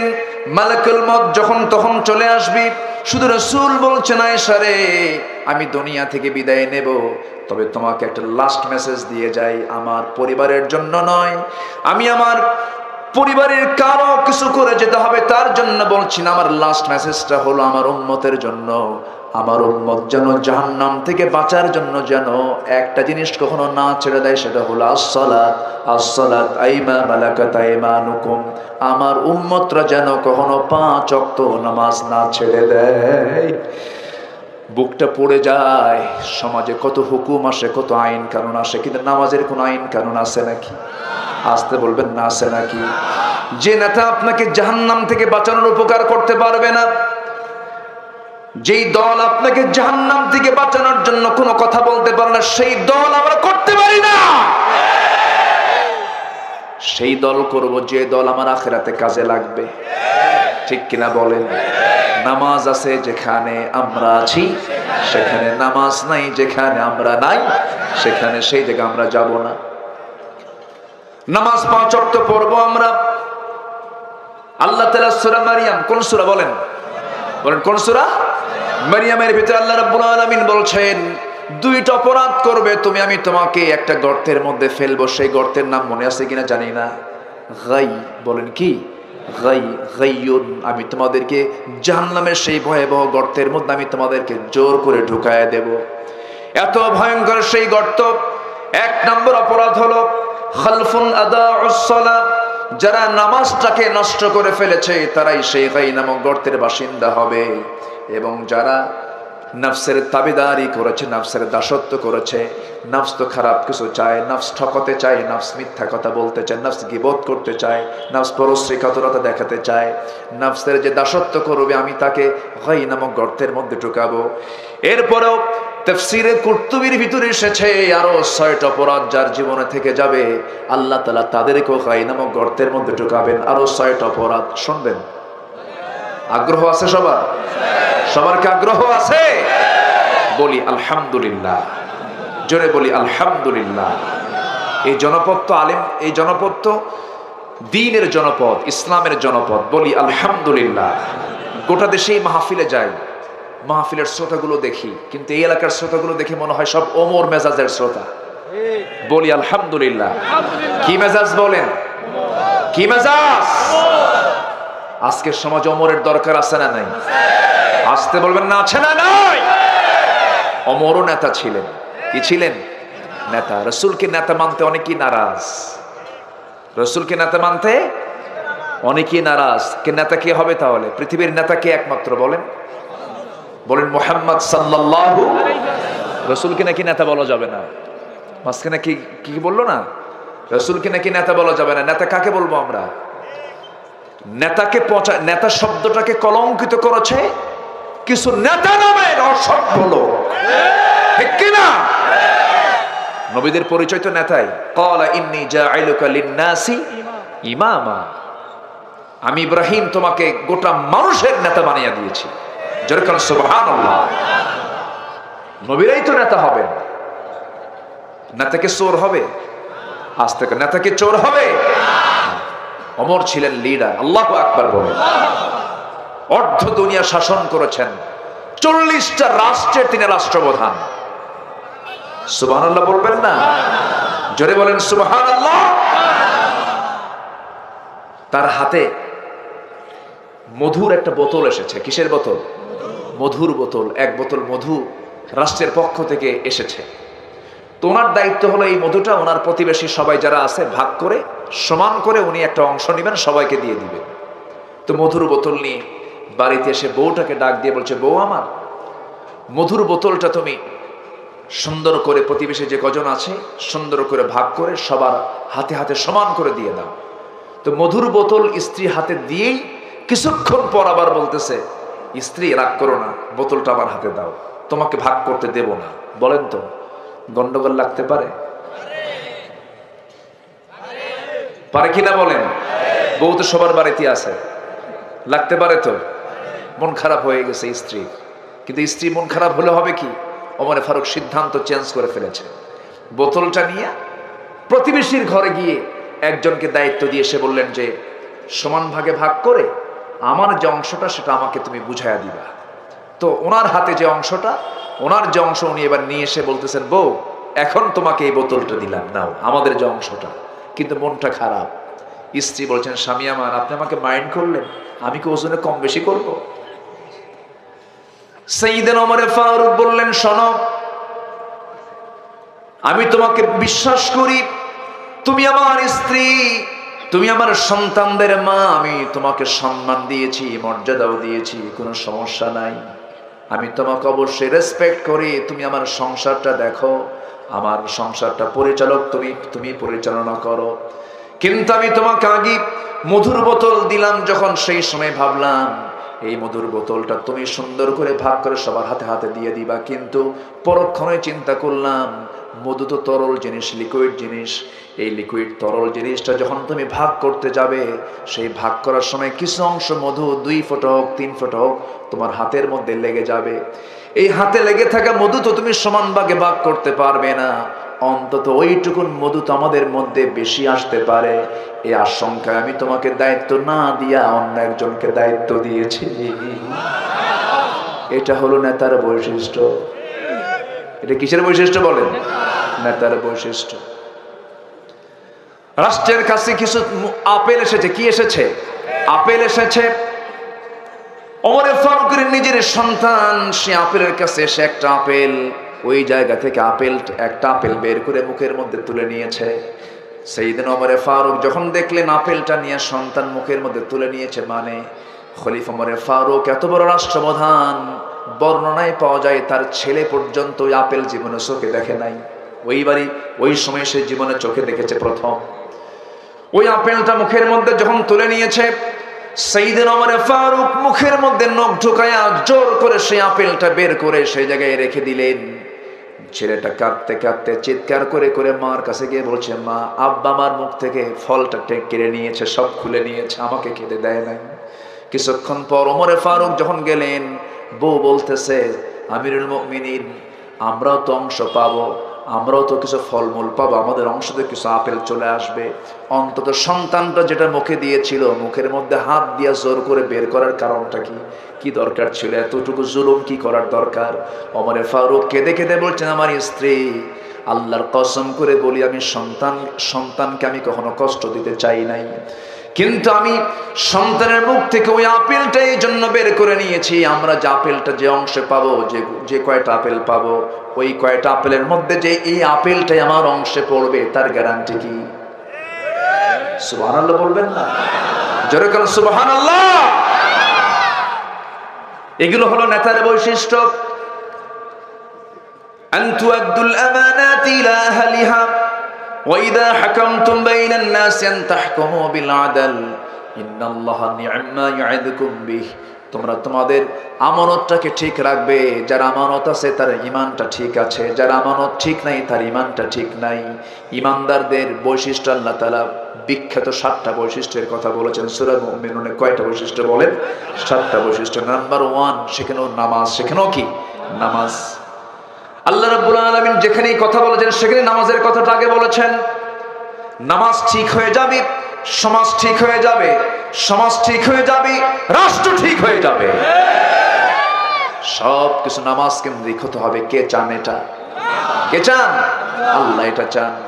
আমার ভাইয়েরা, ইমানদারের 7টা বৈশিষ্ট্য মুখস্থ করে নেবেন। সবাই বলুন, ক্বাদ আফলাহাল মুমিনুনাল্লাযীনা হুম في صلاتهم خاشعون والذين هم عن اللغو معرضون والذين هم للزكاة فاعلون والذين هم لفروجهم حافظون إلا على أزواجهم أو ما ملكت أيمانهم فإنهم غير ملومين فمن ابتغى وراء ذلك فأولئك هم العادون والذين هم لأماناتهم وعهدهم راعون যারা পারেন সঙ্গে সঙ্গে পড়েন والذين هم على صلواتهم يحافظون أولئك هم الوارثون الذين يرثون الفردوس هم فيها خالدون জান্নাতে যাওয়ার প্যাকেট ওয়াজ বলি আলহামদুলিল্লাহ। Short package. জান্নাতে যদি যেতে চাও, 1 নাম্বার জান্নাতের চাবি আমি তোমার হাতে তুলে দেব। জোরে বলে সুবহানাল্লাহ। কয় নাম্বার জান্নাত? সেই জান্নাতের নাম কি বলেন? জান্নাতুল ফেরদাউস। আল্লাহ সুন্দর করে আমলগুলো শেখা দিয়া ফলাফল দিয়ে দিলেন, 7টা কাজ করো, জান্নাতুল ফেরদাউস দখল করো। জোরে বলেন সুবহানাল্লাহ। সেখানে নাম্বার 1 হলো নামাজ। সুন্দর করে যারা পড়বে, খুশুর সঙ্গে যারা পড়বে, অনর্থক কথা থেকে জিহ্বাকে যারা বাঁচিয়ে রাখবে, ইত্তাকিল্লাহা ফিনা ফাইন্নামা নাহনু বিক ফাইন ইসতাকামতা ইসতাকামনা ফাইন ওয়াজাজতা ওয়াজাজনা। জিহ্বার কাছে সমস্ত অঙ্গ প্রত্যঙ্গ আসে প্রত্যেকদিন সকালবেলা। জিহ্বার কাছে এসে মাথা বলে, চোখ বলে, হাত বলে, পা এসে বলে ইত্তাকিল্লাহা ফিনা। জিহ্বা, তুমি আমাদের জন্য আল্লাহকে ভয় করো, তুমি হলে আমাদের দেহের সেন্টার। তুমি জিহ্বা ঠিক থাকবে, আমরাও ঠিক থেকে যাব। তুমি জিহ্বা ঠিক থাকবে না, আমরাও ব্যাঠিক হয়ে যাব। এই জন্য জিহ্বার লাগাম ধরার দরকার আছে না নাই? আসতে বলবেন না, আছে না নাই? যে জিহ্বাকে যত শান্ত রাখবি, যে জিহ্বাকে যত অবসরে রাখবে, সে তত নিরাপদে থেকে যাবে। জিহ্বা আমরা ব্যবহারটা খুব কম করব, যতটুকু ব্যবহার করব ভালো কাজে ব্যবহার করব। নাম্বার 3 হলো যারা যারা কি করবে, যাকাতটা ঠিক মতো আদায় করবে। নাম্বার 4 হলো ওই সমস্ত বান্দাগুলোকে আমি আল্লাহ জান্নাতুল ফিরদাউস দেব যারা কি করবে, লজ্জাস্থানের যারা হেফাজত করবে। 4টা হলো নামাজ যারা সুন্দর করে পড়বে। নাম্বার 2 জিহ্বাকে ঠিক রাখা। নাম্বার 3 যাকাত ঠিক মতো আদায় করা। নাম্বার 4 লজ্জাস্থানের হেফাজত করা। নাম্বার 5 ওয়াদা ঠিক রাখা। নাম্বার 6 হলো আমানত ঠিক রাখা।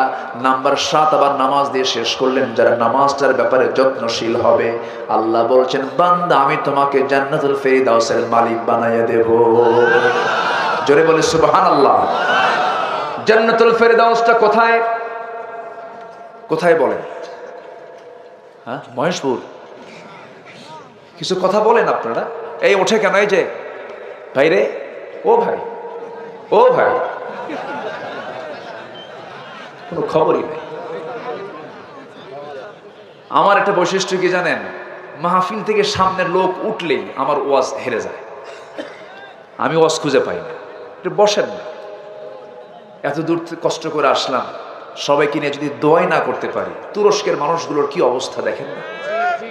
তা আপনি চলে যাচ্ছেন দোয়া না কইরা, এটা দরদ দরকার আছে না? দরদ দরকার আছে না? তাদের জন্য দরদি না হলে তো আমরা বিপদে পড়ে যাবো। সবার জন্য দোয়া হবে। এত লোক পাবেন কোথায় আপনি? তুরস্ক, সিরিয়ার কি কি কঠিন সময় পার হচ্ছে। আহারে, ছোট্ট বোন ছোট্ট ভাইকে ধরে রেখেছে 17 ঘন্টা। এই সেন্স কে দিয়েছেন? এই মোহাব্বত কে দিয়েছেন? আল্লাহ দিয়েছেন। বোনরা ভাইদেরকে খুব ভালোবাসে, কিন্তু ভাই বোনকে খুব ঠকায়। আমাদের খুব অভ্যাস খারাপ আছে। আমার মায়েরা খুব খুশি, হুজুর ভালো করে কর।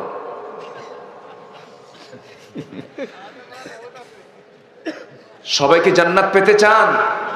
কয় নাম্বার জান্নাত? কয় নাম্বার জান্নাত? আমরা 7টা কাজ করব, জোরে বলি ইনশাআল্লাহ। আর গাই নামক গর্ত থেকে বাঁচার জন্য 6 ধরনের গুনাহ আমরা করব না। আরো 6 শ্রেণীকে আল্লাহ তাআলা জাহান ওই সেই গর্তের মধ্যে ঢুকাবেন। ওটা বলি আমি শেষ করে দেব। ঘড়ি তো অনেক ঘুরতেছে আজকে, কি শেষ কি করে দেব নাকি? থাকে জি, খুব ভালো আপনারা, বলি আলহামদুলিল্লাহ।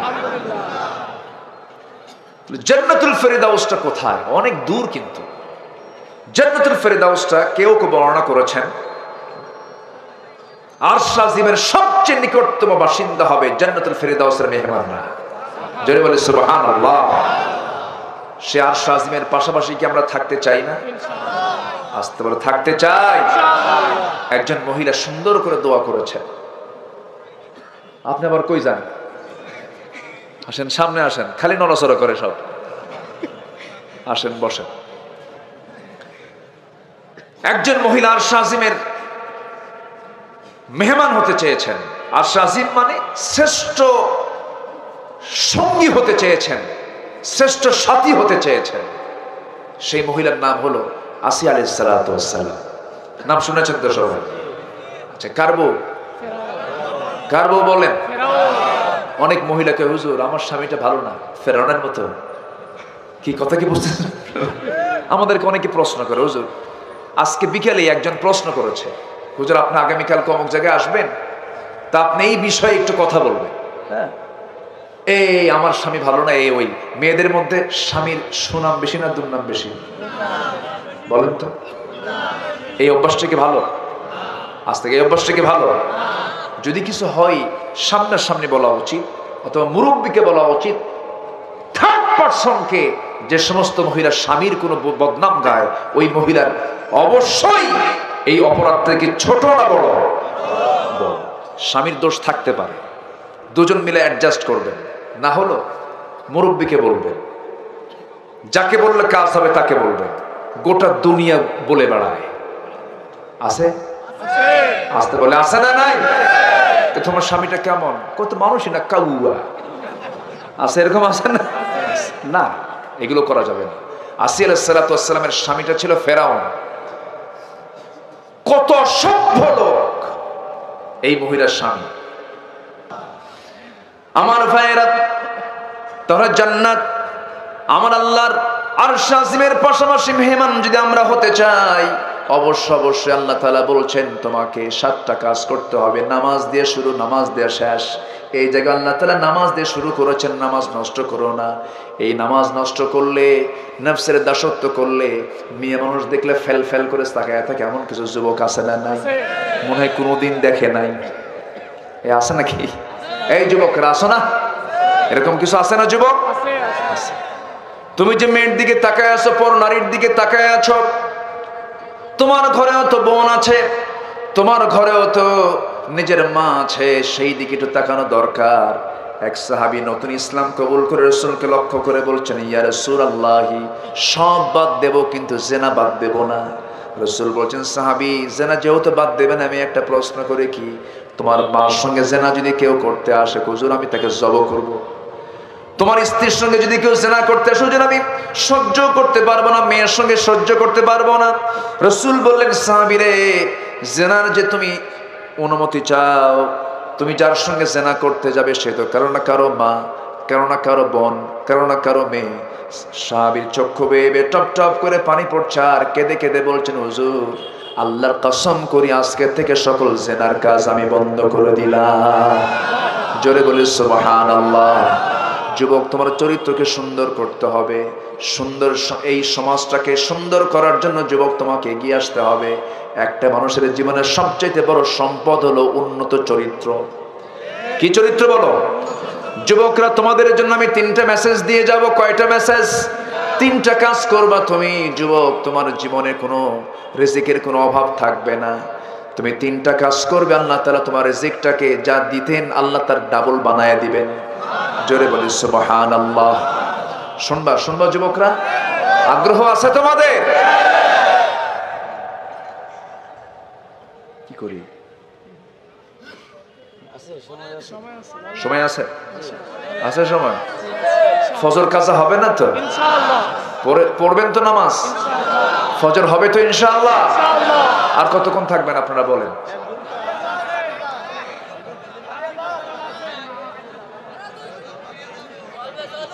ফজর পড়ে যাবে একজন।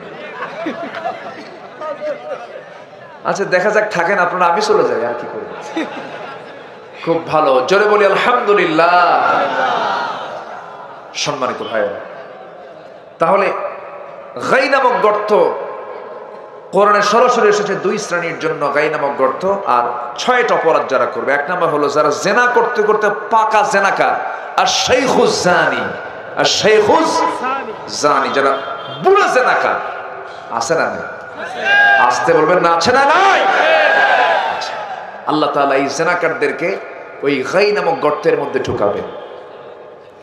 নাম্বার 2 হলো যারা মদ্যপায়ী, মদ পান করে করে পাকা হয়ে গেছে, মদ ছাড়তে পারে না, তাদেরকে গর্তের মধ্যে ঢুকানো হবে। তবে মদের দোকানদার ঢুকবে না। আসতে হ্যাঁ, মদের দোকানদার ঢুকবে না, মদের ফ্যাক্টরির মালিক কি ঢুকবে না? এখান থেকে বেশি দূরে নয়, দর্শনায় মদের ফ্যাক্টরি আছে, 700 কোটি টাকা লাভ হয়েছে, আলহামদুলিল্লাহ। আমার ভাইয়েরা, কোনো মাফ নাই, সবাইকে ধরা হবে। মদ যে বানাইছে সে অপরাধী, মদ যে খেয়েছে সে অপরাধী, মদের বাজারজাত যে করেছে সে অপরাধী, যে খাইছে সে অপরাধী, সুদ যে খাইছে সে অপরাধী, সুদ যে দিয়েছে সে অপরাধী। অপরাধ থেকে কেউ বাঁচার রেহাই নাই। জান্নাত পেতে হলে এই দুনিয়াটা হজিবাতুল জান্নাহ বিল মাকারিহ ওয়া হজিবাতুন নার বিশ-শাহাওয়াত। জাহান্নামটা হলো দুনিয়ার সুখ দিয়ে সব মোড়ানো, আনন্দ দিয়ে মোড়ানো, আর জান্নাতটা হলো দুনিয়াতে কষ্ট ক্লেশ দিয়ে মোড়ানো। দুনিয়াতে যার কষ্ট বেশি হয়ে যাবে, জান্নাতটা তার জন্য সহজ হয়ে যাবে। জোরে বলি সুবহানাল্লাহ। আমার ভাইয়েরা, মদ্যপায়ী ওই গাই নামক গর্তের মধ্যে যাবে, জেনাকার ওই গাই নামক গর্তের মধ্যে যাবে। নাম্বার 3 হলো যারা সুদ খেয়ে খেয়ে সুদটাকে জায়েজ মনে করেছে, এই সমস্ত কারবার কি মুসলমানদের না আবু জেহেলদের? এটা কাদের বৈশিষ্ট্য বলেন? আবু জেহেলদের বৈশিষ্ট্য। নাম্বার 4 হলো যে সন্তান মাতা পিতার হক আদায় করে না, মাতা পিতার সঙ্গে সুন্দর আচরণ করে না, উকুকুল ওয়ালিদাইন, রূঢ় আচরণ করে, ওই সমস্ত লোকগুলোকে জাহান্নামের গর্তের মধ্যে ঢোকানো হবে। আজকের সমাজে লজ্জা লাগে, চেয়ারম্যানদেরকে প্রশ্ন করলে উত্তরগুলো পাওয়া যায়, বিচারে তো চেয়ারম্যানরাই যায়, মেম্বাররাই যায়। প্রায় মাহফিল আসতে পরে চেয়ারম্যান সাহেবরা আমাদেরকে বলেন, হুজুর সমাজের অবস্থা খুবই ভয়ঙ্কর খারাপ। কেন? বাপ মাকে সন্তান পর্যন্ত পিটায়। আছে নাকি? আছে না? আছে না? আছে না? আছে না? তুমি সন্তান হয়ে বাপ মাকে পিটাও, বাপ মাকে খেদমত করো না, বাপ মার সঙ্গে সুন্দর আচরণ করো না, আল্লাহ তোমাকে শুধু জাহান্নাম নয়, জাহান্নামের গর্তের মধ্যে ঢুকায় দেবে। এই পৃথিবীতে আল্লাহর হকের পরে বাপ মার হকের স্থান। আলহামদুলিল্লাহ বলেন, ওয়া'বুদুল্লাহ ওয়া লা তুশরিকু বিহি শাইআন ওয়া বিল ওয়ালিদাইনি ইহসানা। আল্লাহু আকবার বলেন। সূরা নিসা খুলে দেখেন, আল্লাহ তাআলা বলেছেন, আমার হক আদায় করার পর তোরা তোদের বাপ মার হক আদায় কর। আজকে আমার দেশের শিক্ষা ব্যবস্থার ভিতরে বাপ মার ব্যাপারে কোনো কথা নাই তো। কোথায় বাপ মার ব্যাপারে কথা আছে? বাপ মার ব্যাপারে যদি সেই জাতীয় নির্দেশনা থাকতো, সেই নৈতিক শিক্ষা যদি থাকতো, আমার দেশে বৃদ্ধাশ্রম গড়ে উঠতো না। বৃদ্ধাশ্রমে কোনো আলেমের বাপ মা থাকে না। আমি চ্যালেঞ্জ দিলাম, ওপেন চ্যালেঞ্জ, গোটা পৃথিবীর কোন বৃদ্ধাশ্রমে পাবেন না যে একজন বাপ মা তার সন্তান আলেম হয়েছে অথচ তার বাপ মাকে বৃদ্ধাশ্রমে রেখে আসতে পাবেন না খুঁজে আপনি। সম্মানিত ভাইয়েরা, এই জন্য আমাদের নৈতিক শিক্ষার দরকার আছে না নেই? সন্তানের হাতে কোরআন তুলে দিবেন, কোরআনওয়ালা বানাবেন, নাক ডেকে ঘুমাবেন, আপনার খেদমত ও বুঝবে যে আমি আমার বাপ মার খেদমত না করলে নিশ্চিত জাহান্নাম। সব কাজ ফেলে বাপ মার সেবা করবে সে। জোরে বলে সুবহানাল্লাহ। বাপ মার খেদমত করা কি? অনেকে মনে মনে চিন্তা করছে নফল। বউকে দেখা কি? কিছুই কয় না, নফল। আপনার বউকে দেখবে? বউ দেখা কি? আসতে কোন কেন? বউয়ের খোরপোশ, বউয়ের খাবার দাবার, বউয়ের সমস্ত খরচ দেওয়া কি? জোরে কোন? ওই দেখেন কি জোরে, বিয়ে করেই নাই কিন্তু।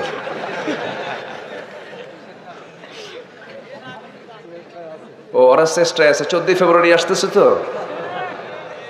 14 ফেব্রুয়ারি কিসের দিবস? বেহায়া, লুচ্চা দিবস। ঠিক কিনা? এই জাতীয় দিবস মুসলমানদের দিবস হতে পারে? যশোরের গদখালির বিখ্যাত ফুল, একটা গোলাপের দাম হইয়া যাইবে 1000 টাকা। আসো হে 14 ফেব্রুয়ারি প্রেমিকা বিন্দু, নাউজুবিল্লাহ বলেন। এটা বিশ্ব ভালোবাসা দিবস না, এটা বিশ্ব নাপাক দিবস। এই দিবসকে মুসলমান কখনো পালন করতে পারে? পারে?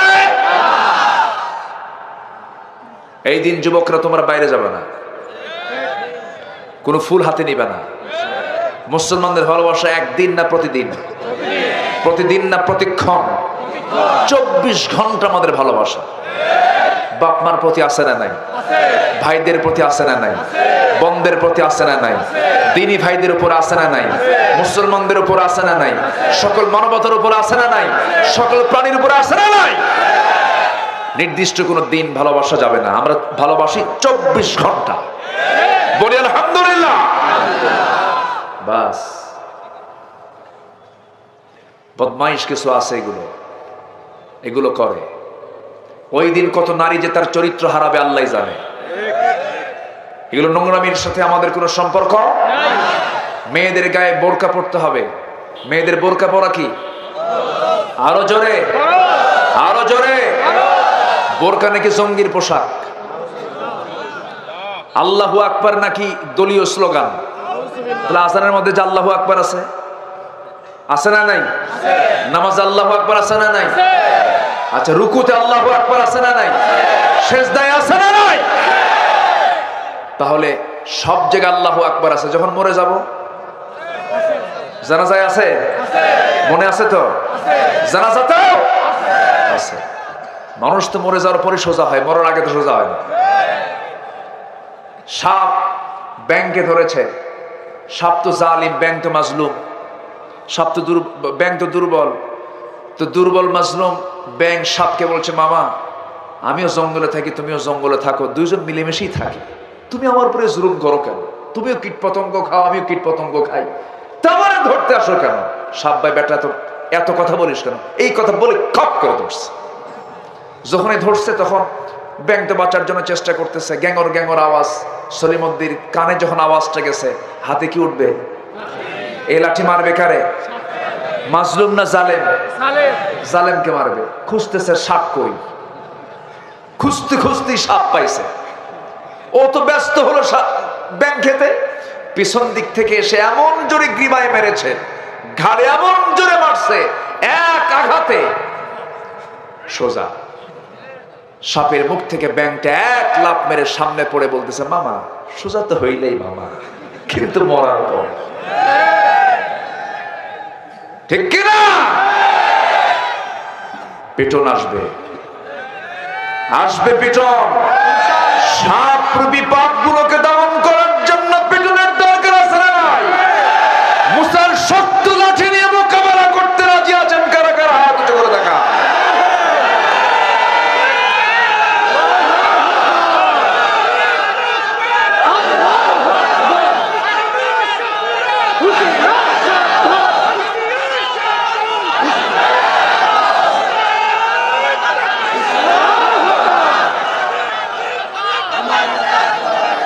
আল্লাহ তুমি সবার হাতকে কবুল করে, জোরে বলে আমিন, আরো জোরে আমিন। হাত নামান।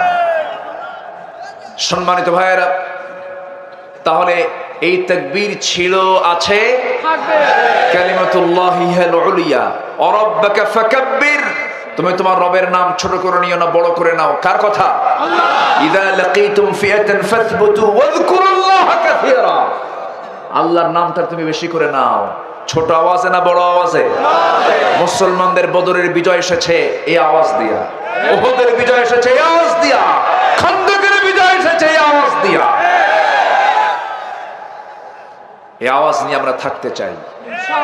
আল্লাহ কবুল করুন, আল্লাহ কবুল করুন। অতএব যারা বলে যে এই স্লোগান চলবে না, তাদের জানাজাও চলবে না।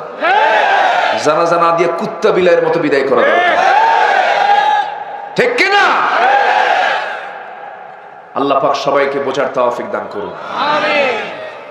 আসিয়া আলাইহিস সালাতু ওয়াস সালামের কথা আমরা বলে ফেললাম। আসিয়া যেমন জান্নাত চেয়েছেন, আমরা এমন কি জান্নাত পেতে চাই? নামাজ দিয়ে শুরু, নামাজ দিয়ে শেষ। আমরা ফজর নামাজকেও ছাড়বো না, জোরে বলি ইনশাআল্লাহ। ইনশাআল্লাহ। নামাজি লোকের নেতৃত্ব মানব ইনশাআল্লাহ। নামাজি লোক ছাড়া বেনামাজি লোকের নেতৃত্ব মানব না। বাস আল্লাহ তাআলা আমাদের সবাইকে বোঝার তৌফিক দান করুন। আমিন। আমি আর কথা বাড়াচ্ছি না।